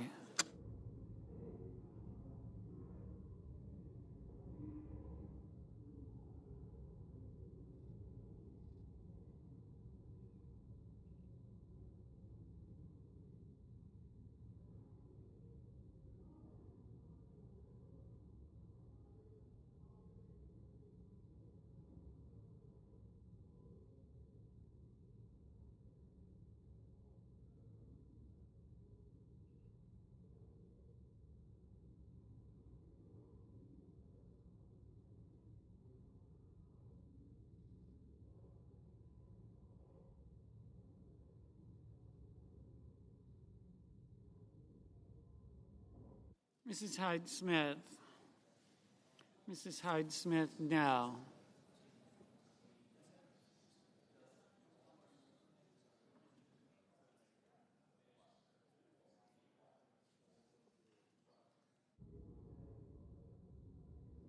Mr. Van Hollen, aye.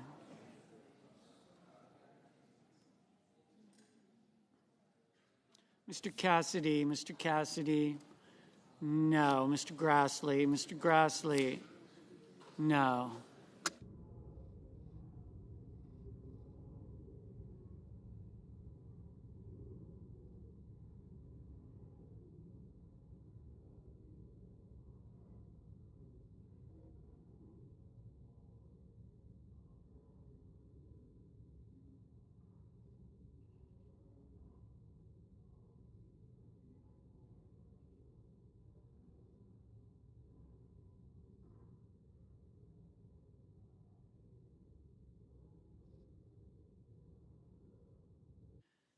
Mr. Tuberville,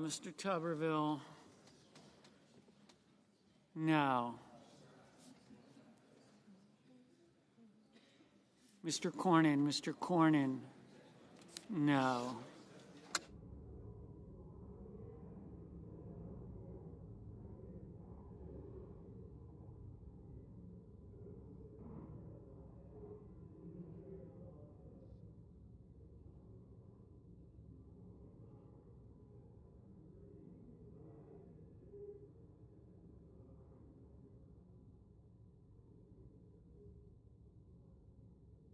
Mrs. Shaheen, aye. Mrs. Blackburn, no. Ms. Blunt Rochester, aye.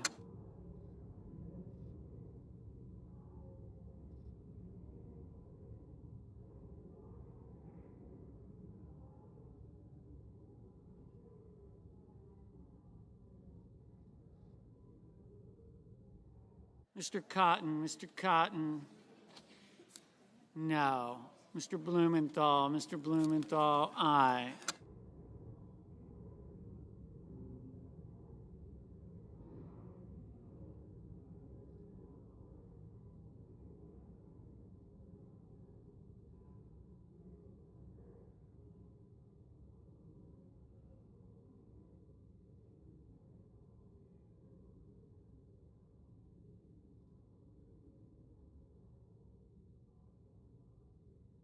Mr. Johnson, no. Mrs. Moody,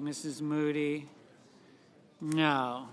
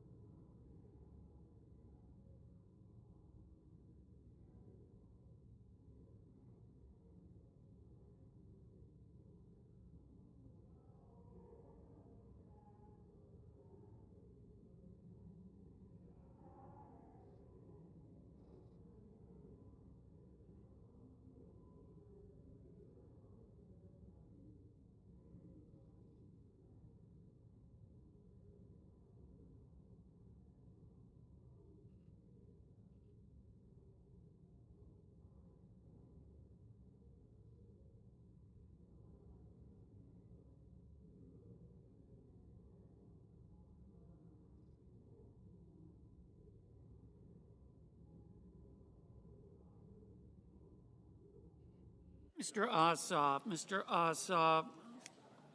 aye. Mr. Moran, no. Mr. Langford, no. Mr. Daines, no.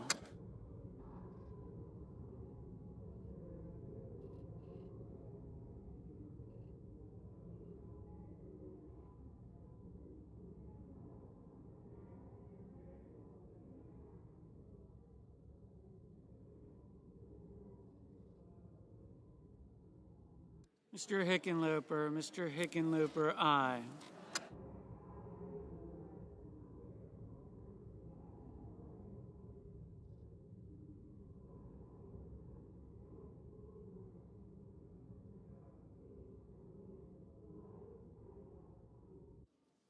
Mr. Mullen, no. Ms. Hirono, aye. Mr. Thune, no.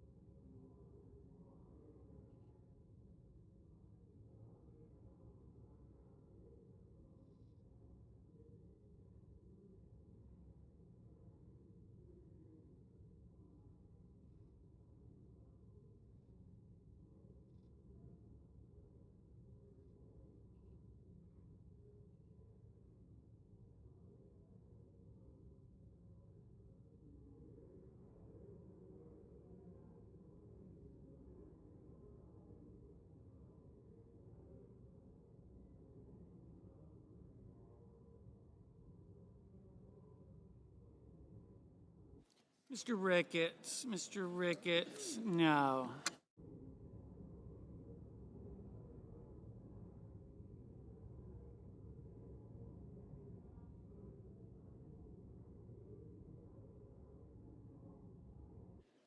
Mr. Fetterman, aye.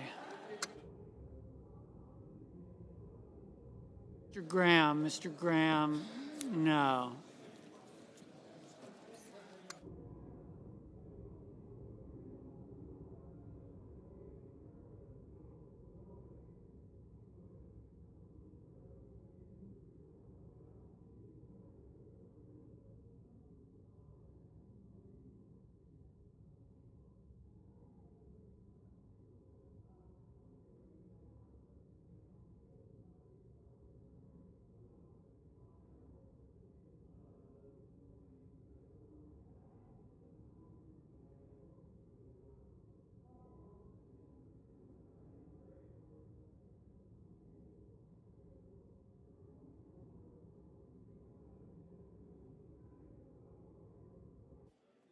Mr. Haggerty,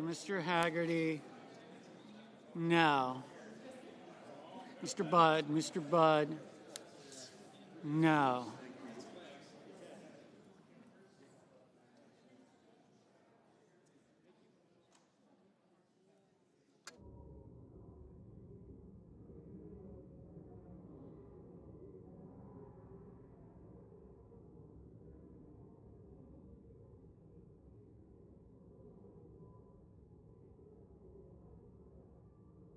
Mr. Coons, aye. Ms. Cortez Masto, aye.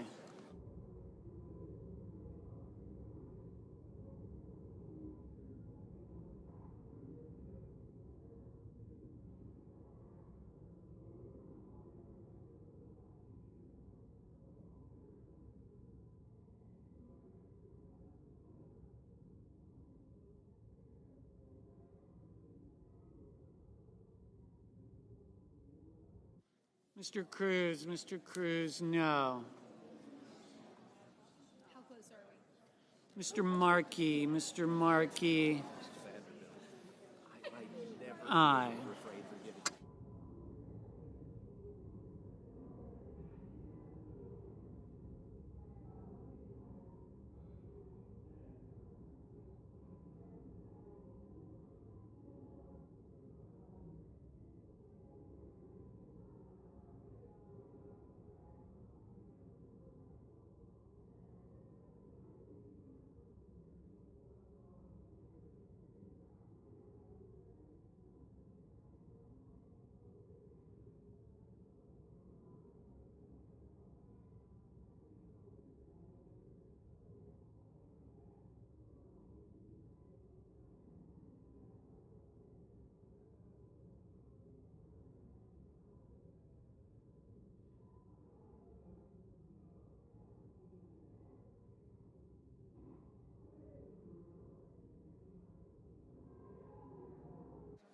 Mr.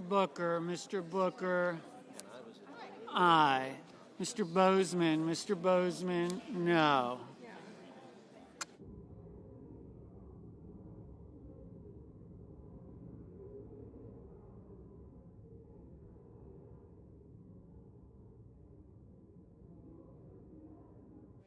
Mr. Murphy, aye. Mr. Bennett, aye. Mr. Schmidt, no. Mr. Schatz, aye.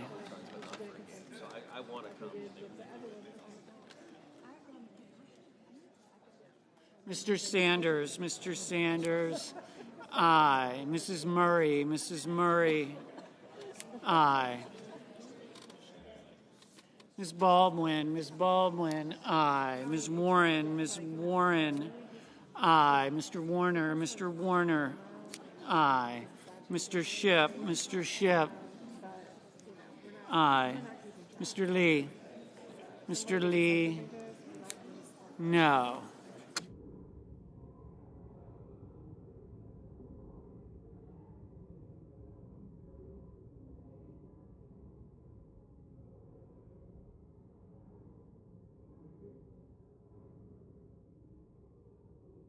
Mr. Welch. Mr. Welch. Aye. Ms. Murkowski. Ms. Murkowski. No.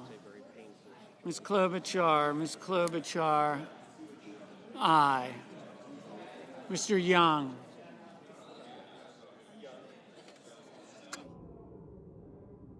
Mr. Young, no.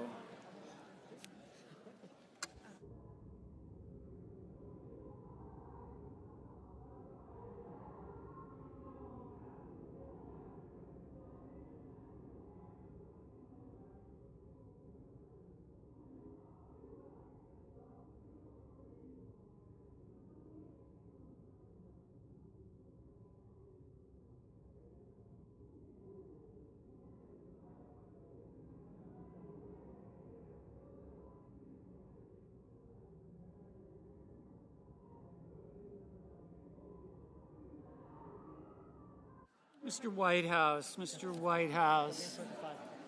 Aye.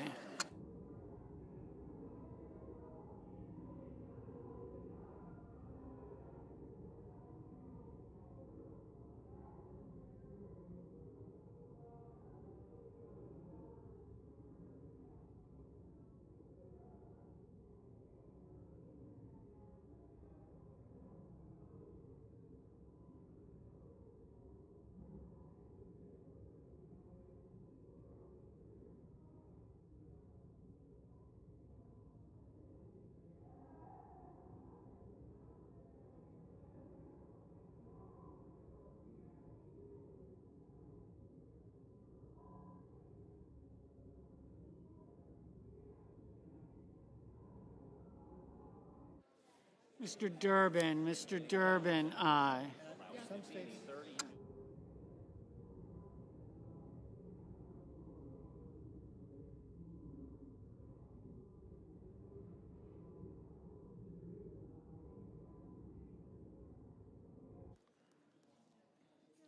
Mrs. Gillibrand, aye.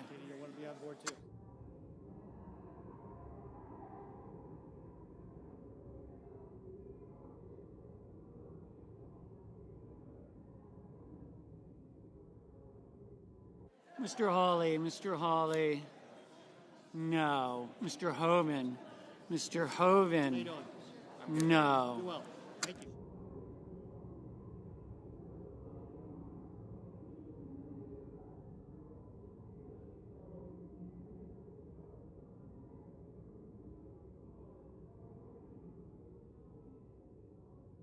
Mr. Sullivan, no.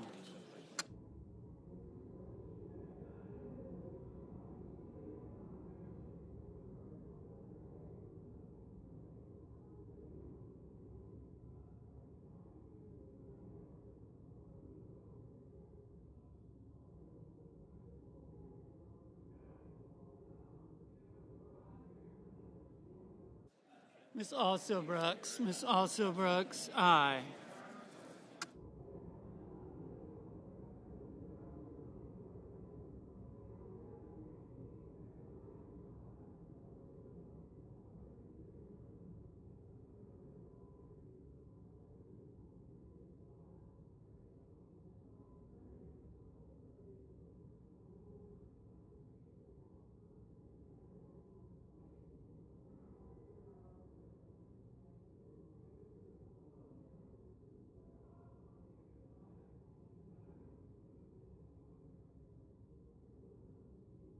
Mr. McConnell, no.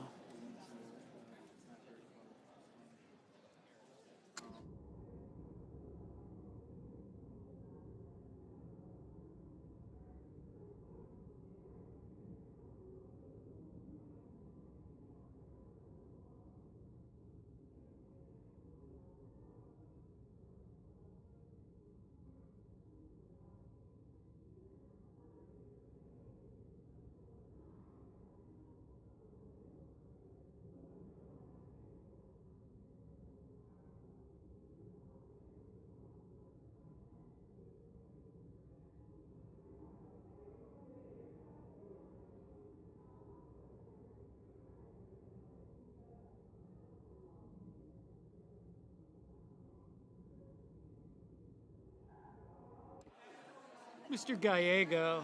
Mr. Gallego, aye.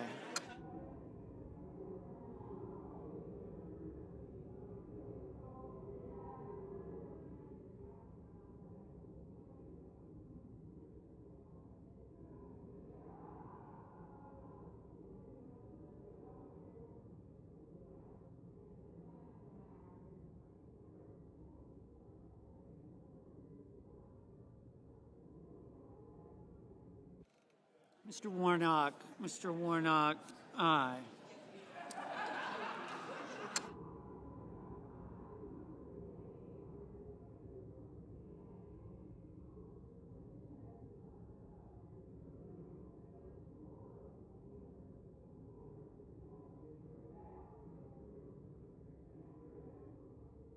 Mr. Schumer, aye.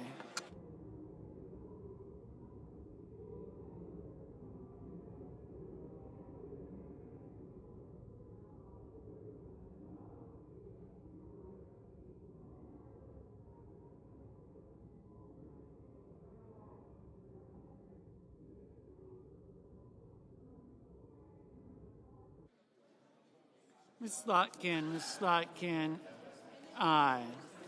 All right.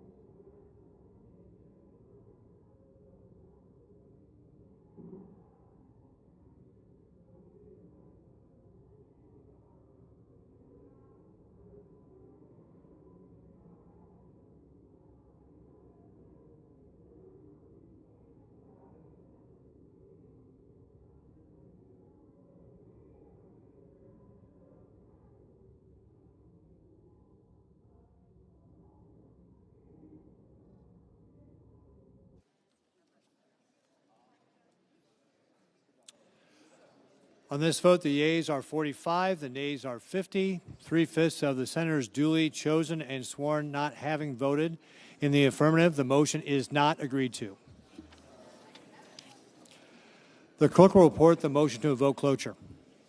Cloture motion. We, the undersigned senators, in accordance with the provisions of Rule 22 of the Standing Rules of the Senate, do hereby move to bring to a close debate on the motion to proceed to calendar number 168, H.R. 5371, an act making continuing appropriations and extensions for fiscal year 2026 and for other purposes, signed by 17 senators. By unanimous consent, the mandatory quorum call has been waived.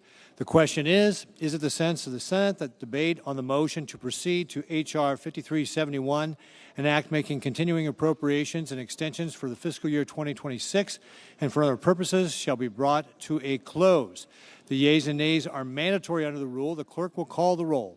Ms. Also Brooks. Ms. Baldwin.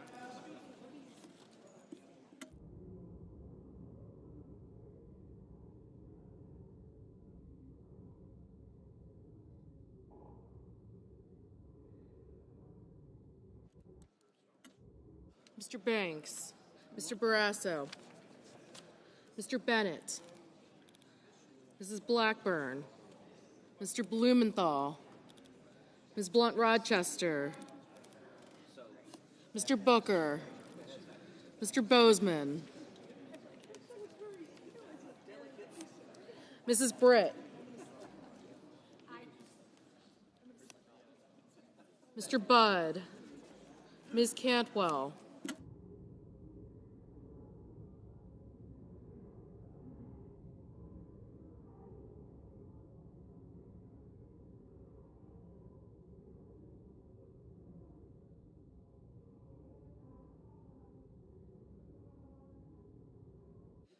Mrs. Capito,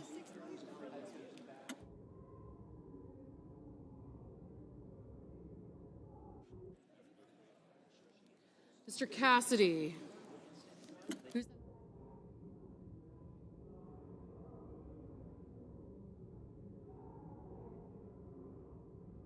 Ms. Collins, Mr. Coons,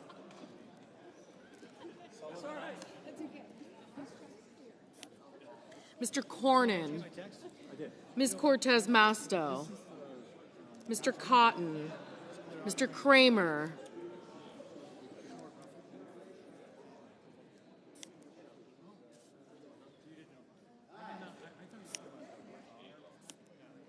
Mr. Crapo, Mr. Cruz, Mr. Curtis, Mr. Daines, Ms. Duckworth, Mr. Durbin, Ms. Ernst,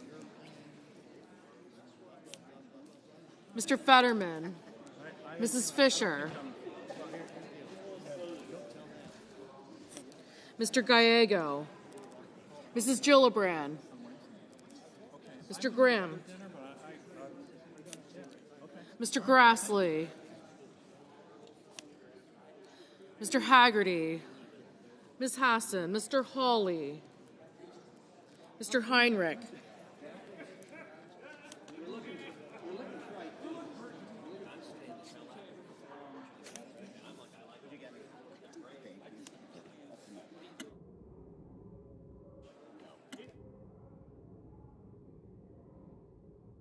Mr. Hickenlooper, Ms. Hirono, Mr. Hoven, Mr. Husted, Mrs. Hyde-Smith, Mr. Johnson,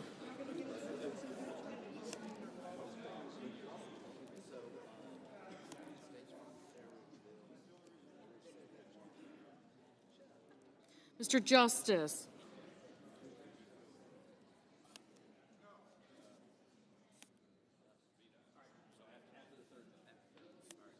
Mr. Kane,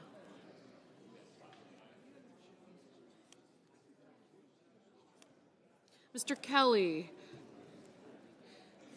Mr. Kennedy, Mr. Kim, Mr. King, Ms. Klobuchar,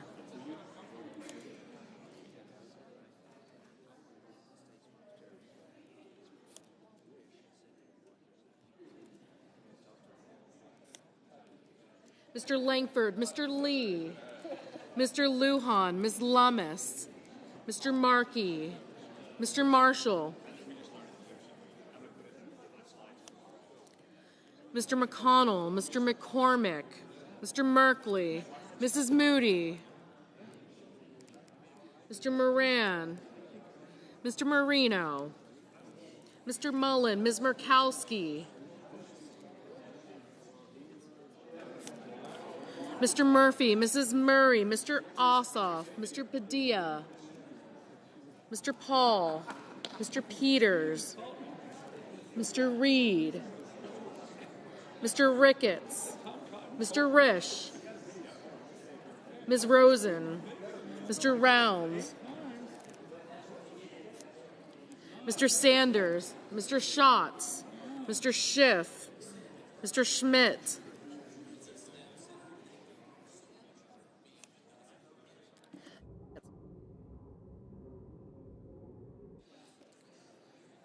Mr. Schumer, Mr. Scott of Florida,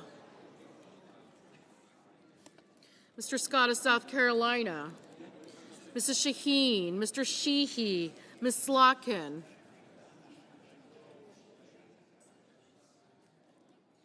Ms. Smith, Mr. Sullivan, Mr. Thune, Mr. Tillis, Mr. Tuberville,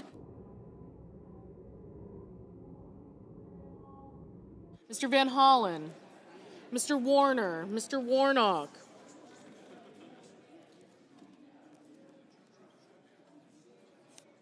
Ms. Warren, Mr. Welch, Mr. Whitehouse, Mr. Wicker, Mr. Wyden, Mr. Young.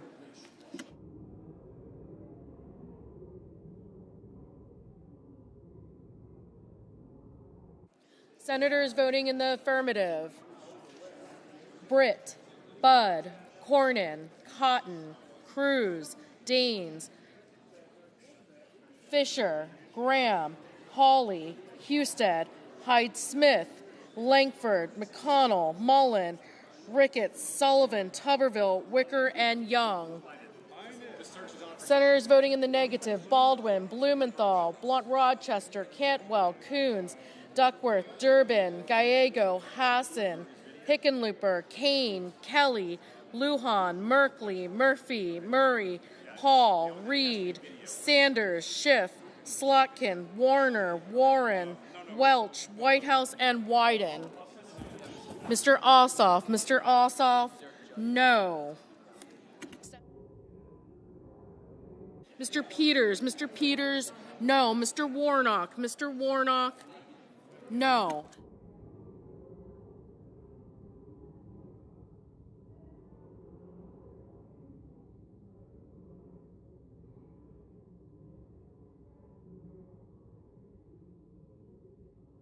Mr. Fetterman, aye.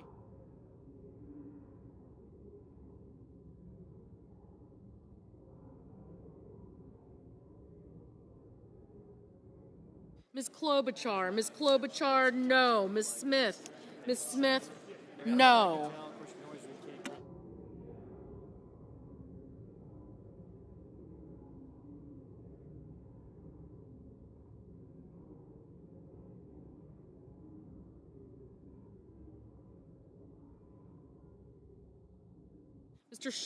Mr. Schatz, no.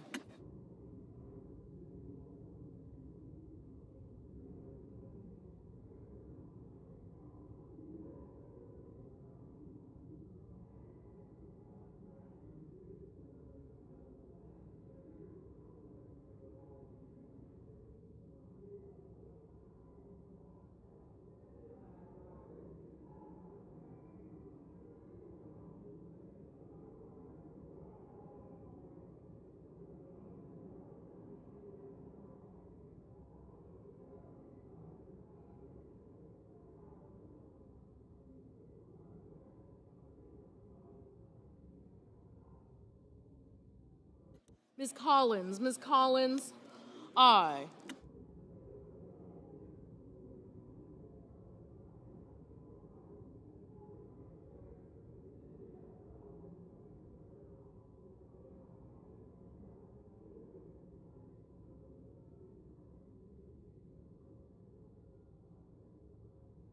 Mr. Padilla, no.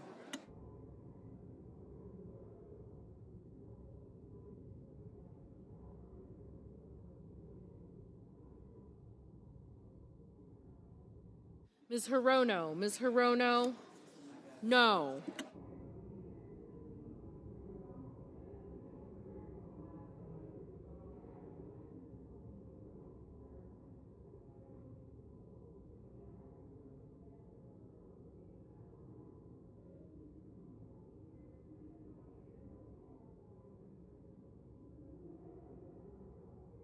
Mr. Rounds, aye.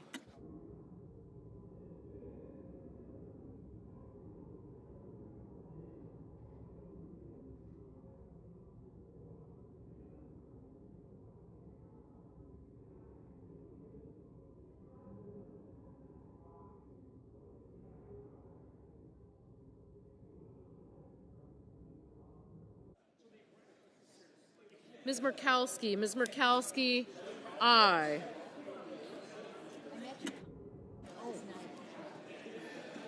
Mr. Kim, no. Mr. Cassidy, aye.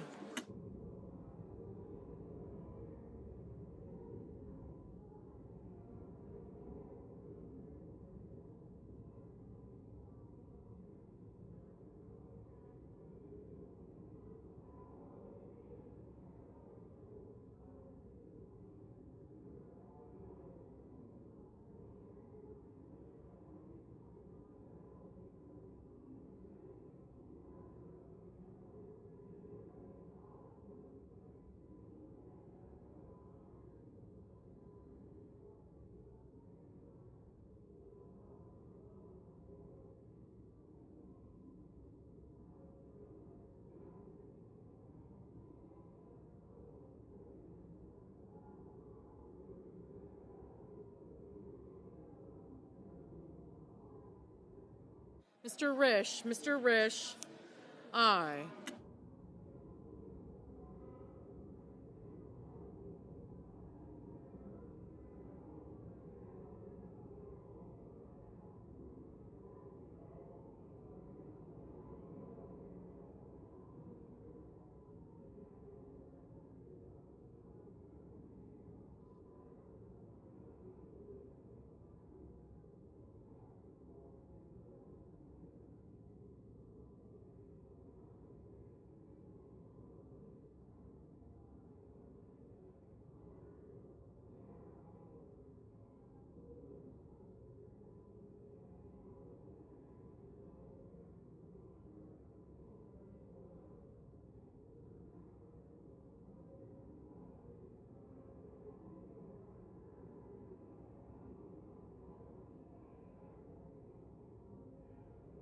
Mr. Grassley. Mr. Grassley, aye.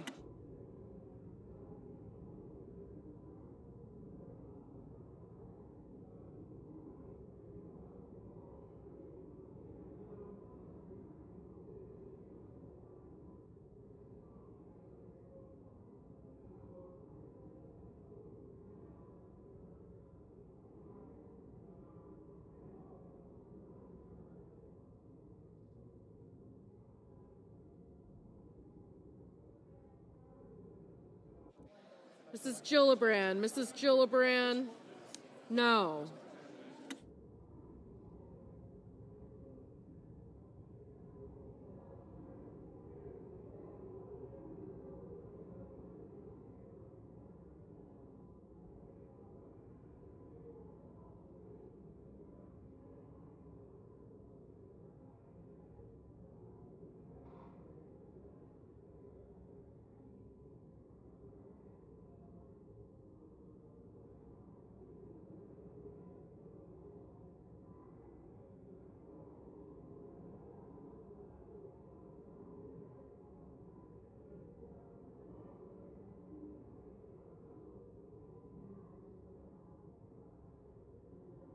Ms. Ernst. Ms. Ernst, aye.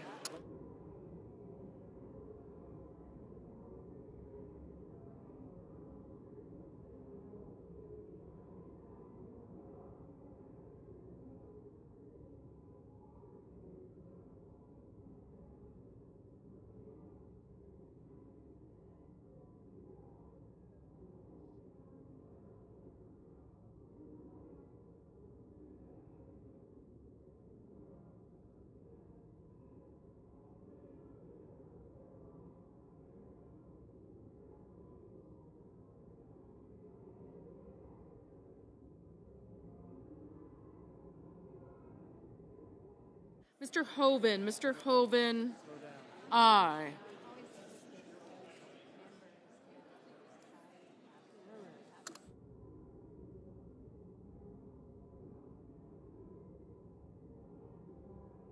Mr. Barrasso. Mr. Barrasso, aye.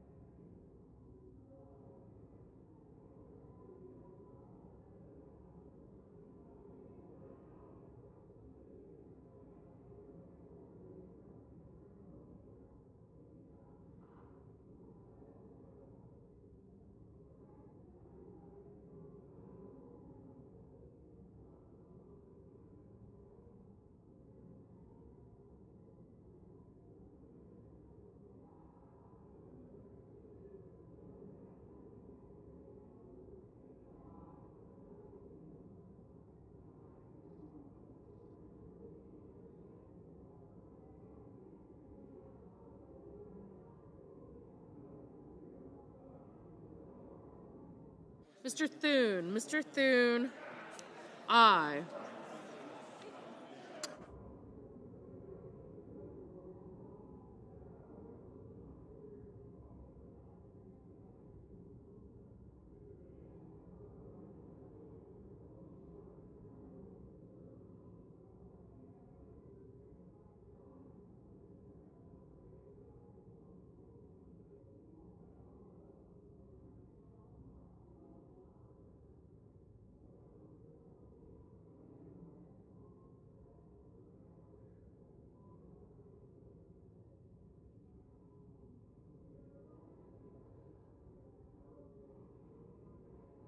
Mr. Kramer. Mr. Kramer, aye.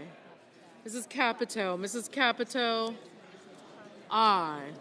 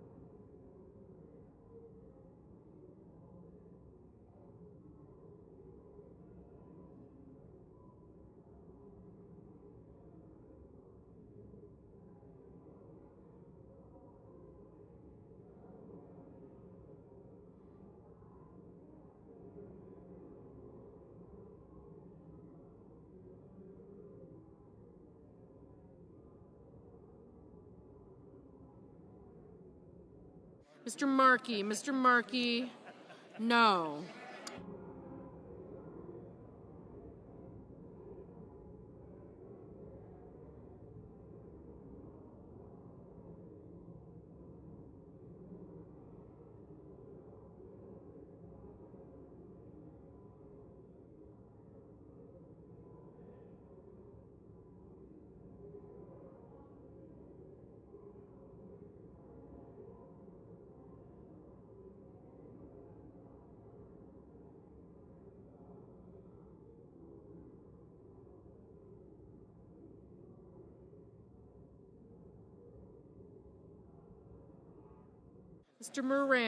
Mr. Moran, aye.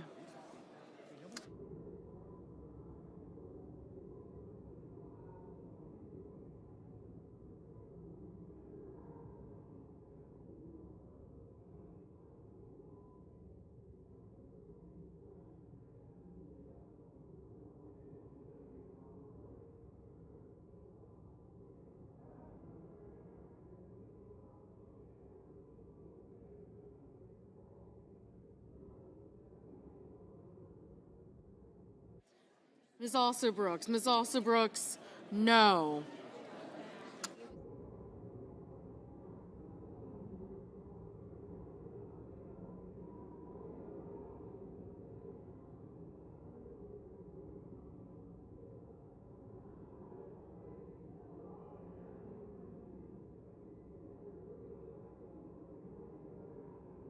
Mr. Banks, aye.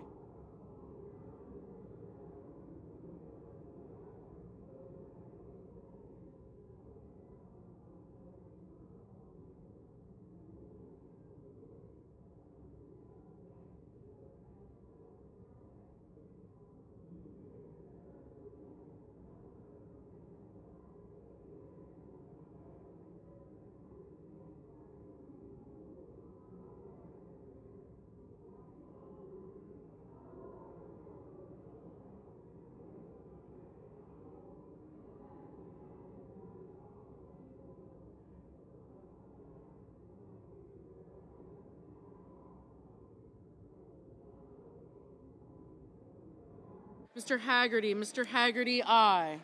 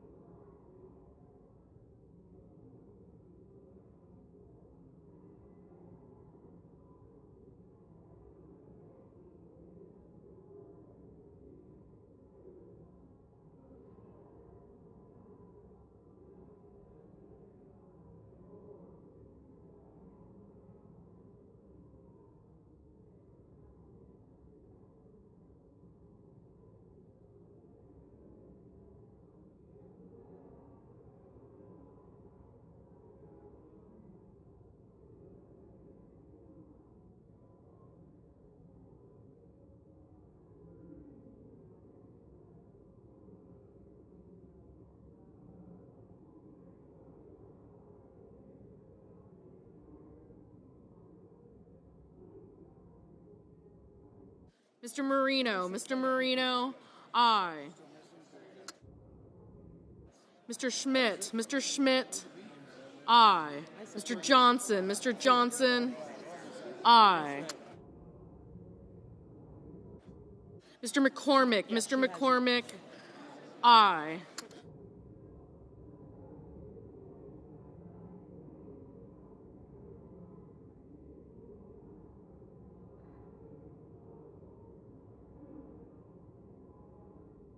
Mr. Marshall, aye. Ms. Lummis, aye.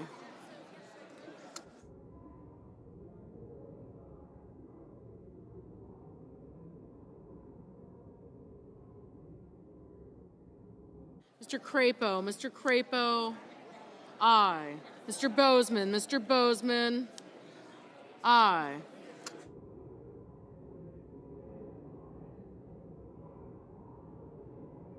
Mrs. Blackburn, aye.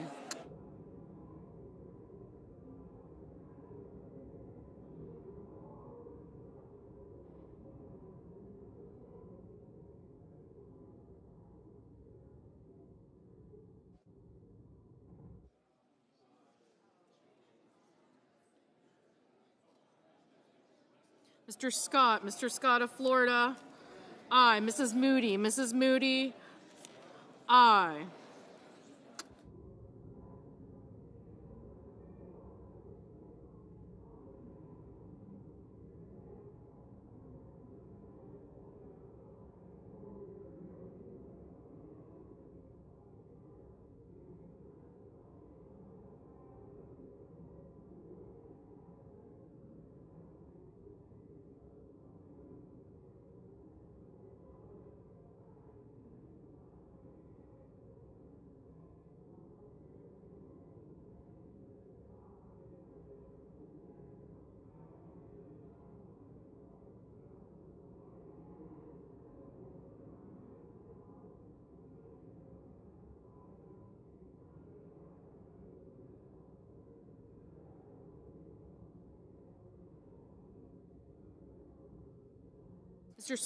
Mr. Scott of South Carolina, aye.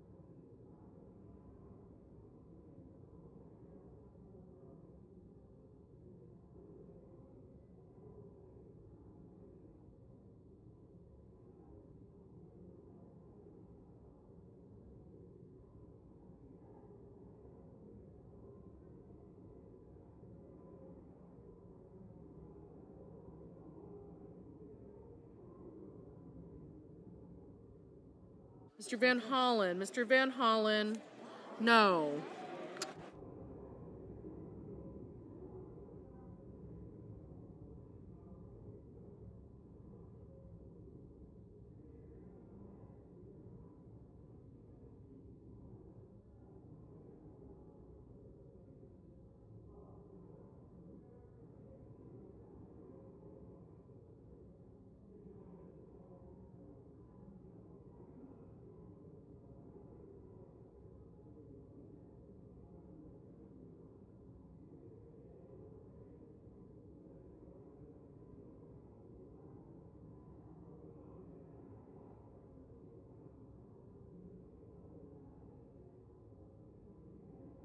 Mr.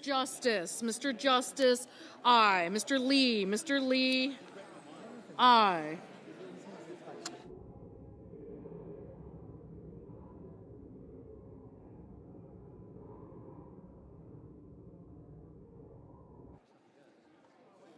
Mr. King, aye. Mrs. Shaheen, no. Ms. Cortez Masto, aye. Mr. Bennett, no.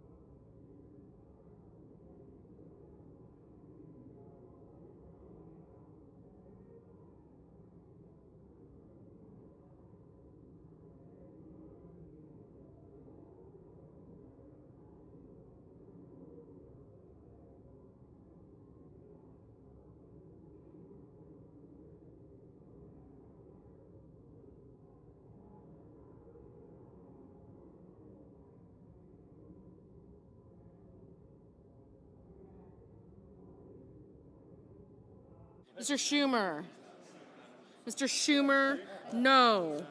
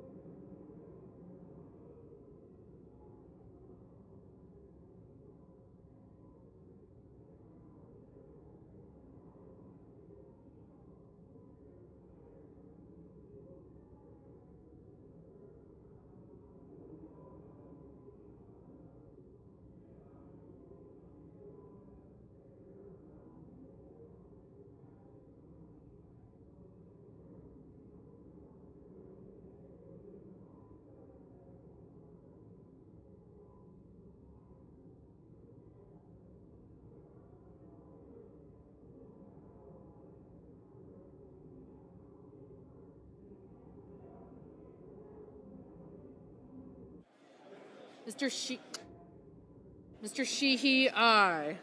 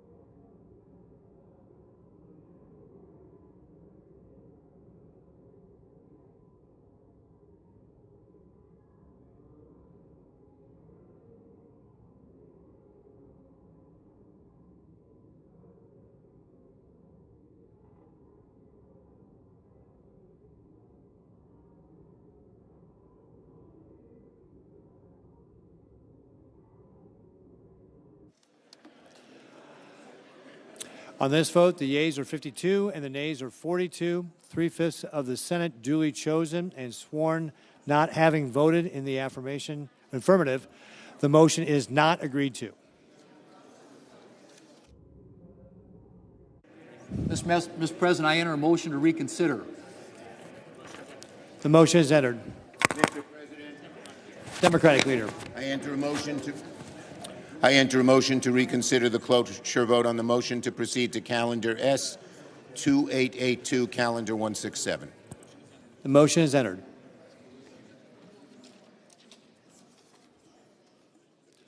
The clerk will report the motion to invoke cloture. Cloture motion. We, the undersigned senators, in accordance with the provisions of Rule 22 of the Standing Rules of the Senate and the provisions of S.Res. 412 from the 119th Congress, do hereby move to bring to a close debate on executive calendar numbers 62, 86, off, 92, 126. Mr. President, I ask consent to waive the reading of the numbers. Without objection. Signed by 17 senators. With consent, the mandatory quorum call has been waived. The question is it the sense of the Senate that debate on the unblocked nominations provided for under the provisions of S.Res. 412 shall be brought to a close? The yeas and nays are mandatory under the rule. The clerk will call the roll. Ms. Alsobrooks, Ms. Baldwin, Mr. Banks, Mr. Barrasso. Thank you. Mr. Bennett. Crapo, Cassidy. Yes, sir.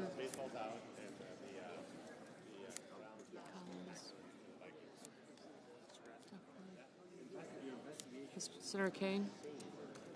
Thank you. Ossoff, Kelly, Haggerty, gotcha. Warnock, Black.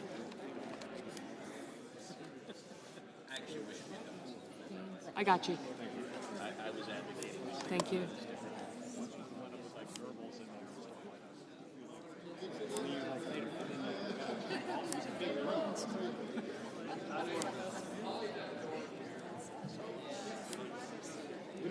Thank you. Who? Who? Thank you. I did get you. Thank you.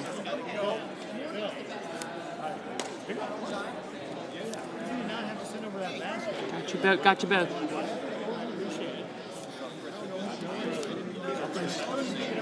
Got you both. I got you. Yep. Thank you. I got you.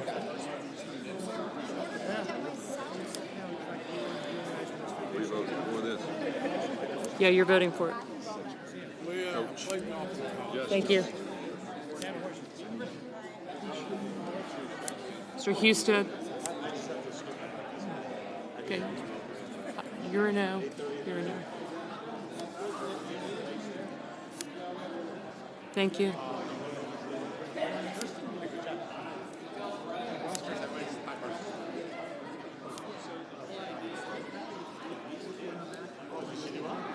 I did. Thank you. Thank you. Thank you.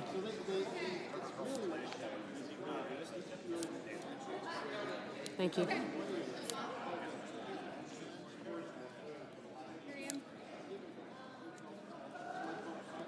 Thank you. Mrs. Blackburn. Mr. Blumenthal. Ms. Blunt-Rochester. Mr. Booker. Mr. Bozeman. Mrs. Britt. Mr. Budd. Ms. Cantwell.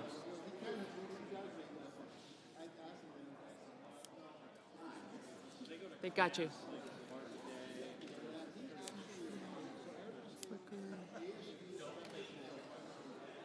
Got him. Got him. Ms. Cantwell, Mrs. Capito. Mr. Cassidy.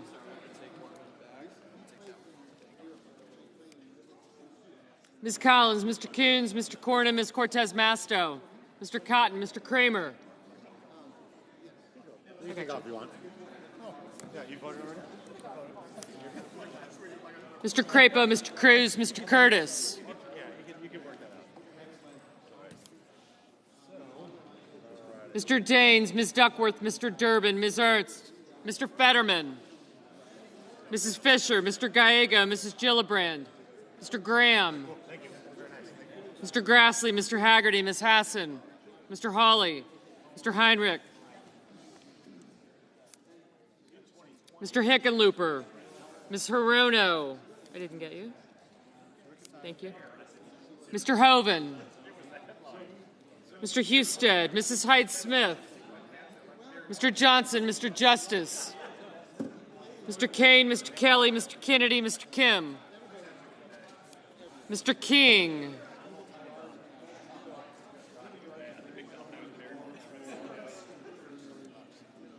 Ms. Klobuchar, Mr. Lankford,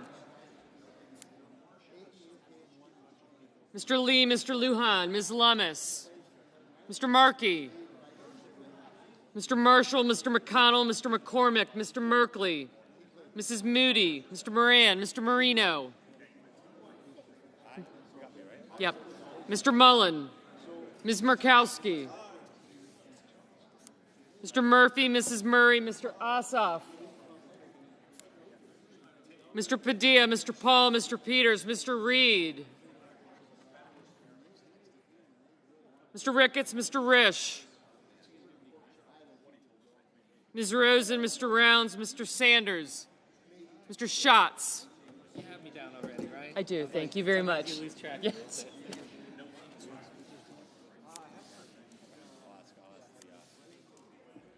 Mr. Schiff, Mr. Schmidt, Mr. Schumer, Mr. Scott of Florida, Mr. Scott of South Carolina, Mrs. Shaheen, Mr. Sheehy, Ms. Slotkin, Ms. Smith, Mr. Sullivan, Mr. Thune, Mr. Tillis, Mr. Tuberville, Mr. Van Hollen, Mr. Warner, Mr. Warnock, Ms. Warren, Mr. Welch, Mr. Whitehouse, Mr. Wicker, Mr. Wyden, Mr. Young,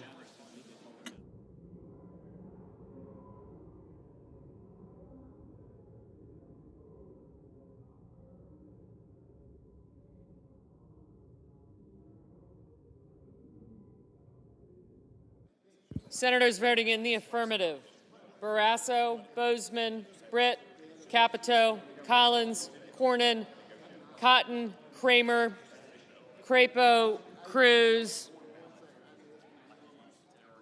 Daines, Ernst, Fisher, Grassley, Haggerty, Hawley, Hoven, Husted, Johnson, Justice, Lankford, Lee, Marshall, McConnell, McCormick, Moody, Moran, Marino, Mullen, Murkowski, Paul, Ricketts, Rounds, Scott of Florida, Scott of South Carolina, Sheehy, Thune, Tuberville, and Wicker. Mr. Banks, aye.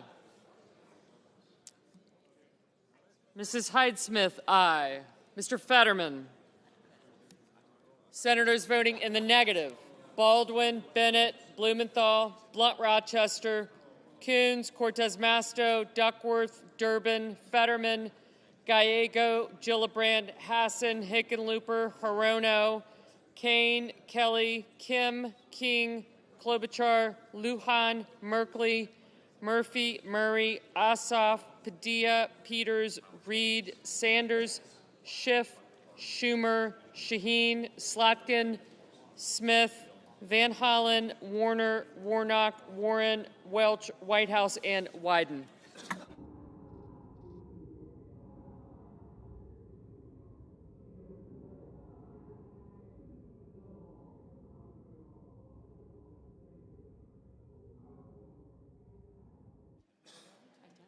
Mr. Cassidy, aye.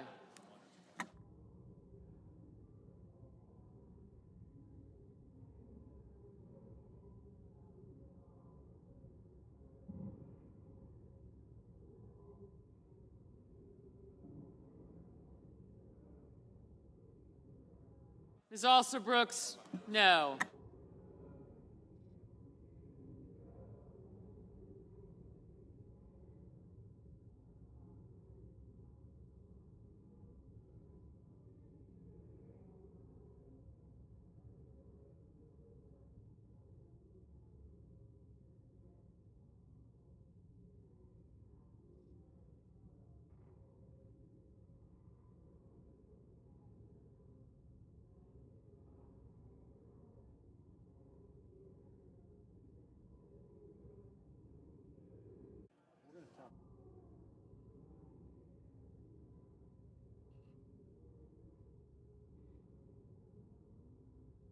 Mr. Young, aye.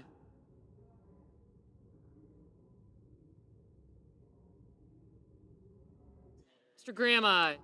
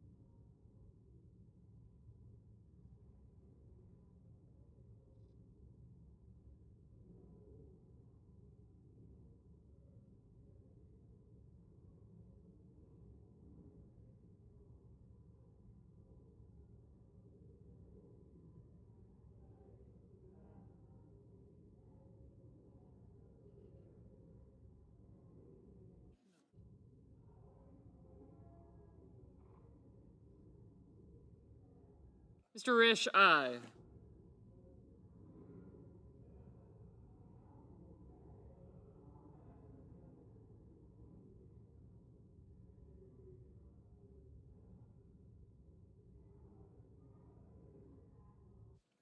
Mr. Schmidt, aye.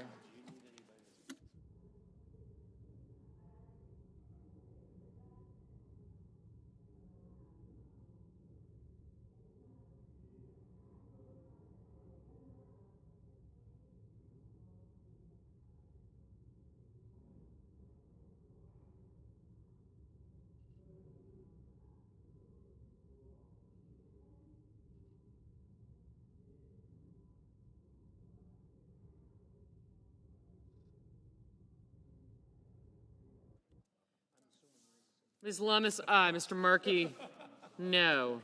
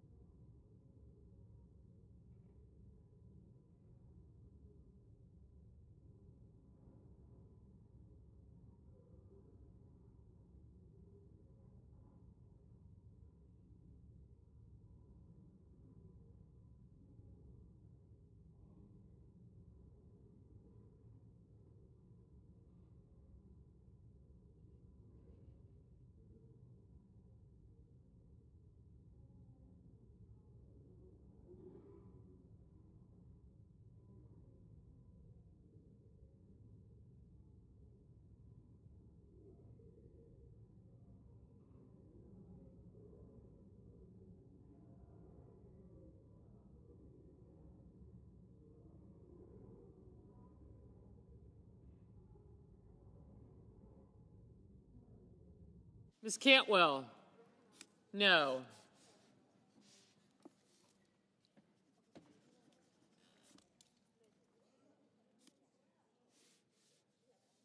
Mr. Budd, aye.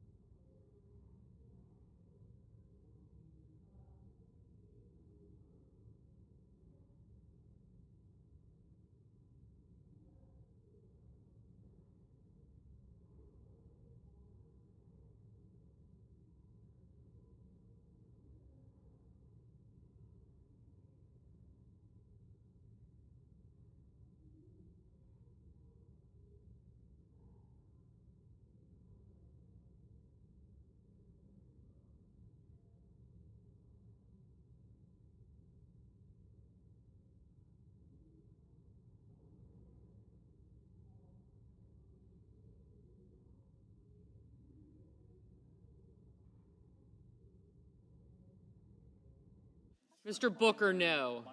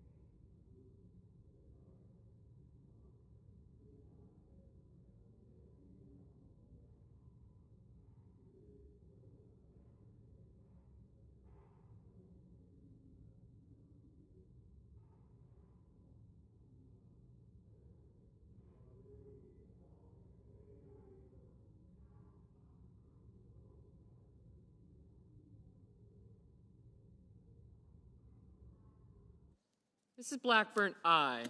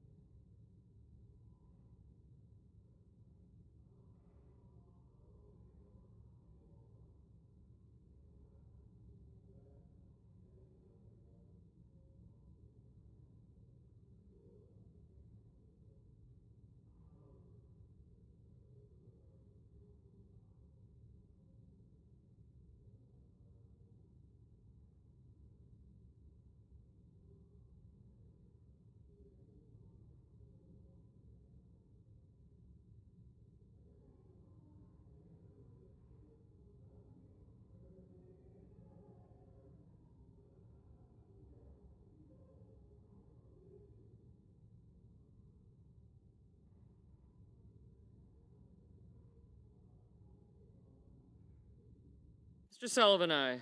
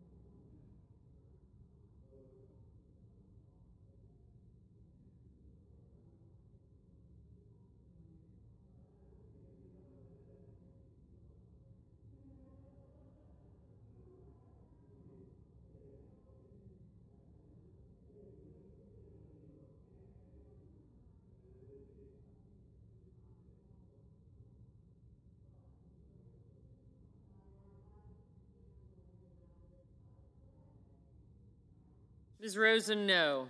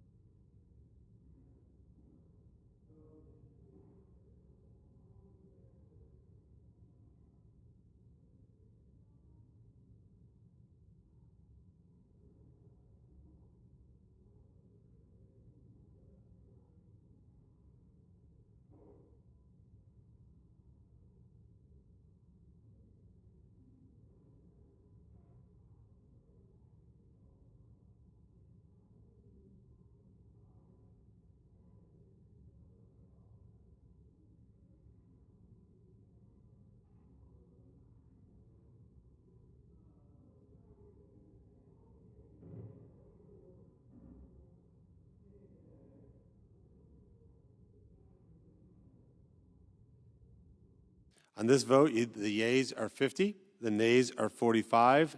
The motion is agreed to. The presiding officer.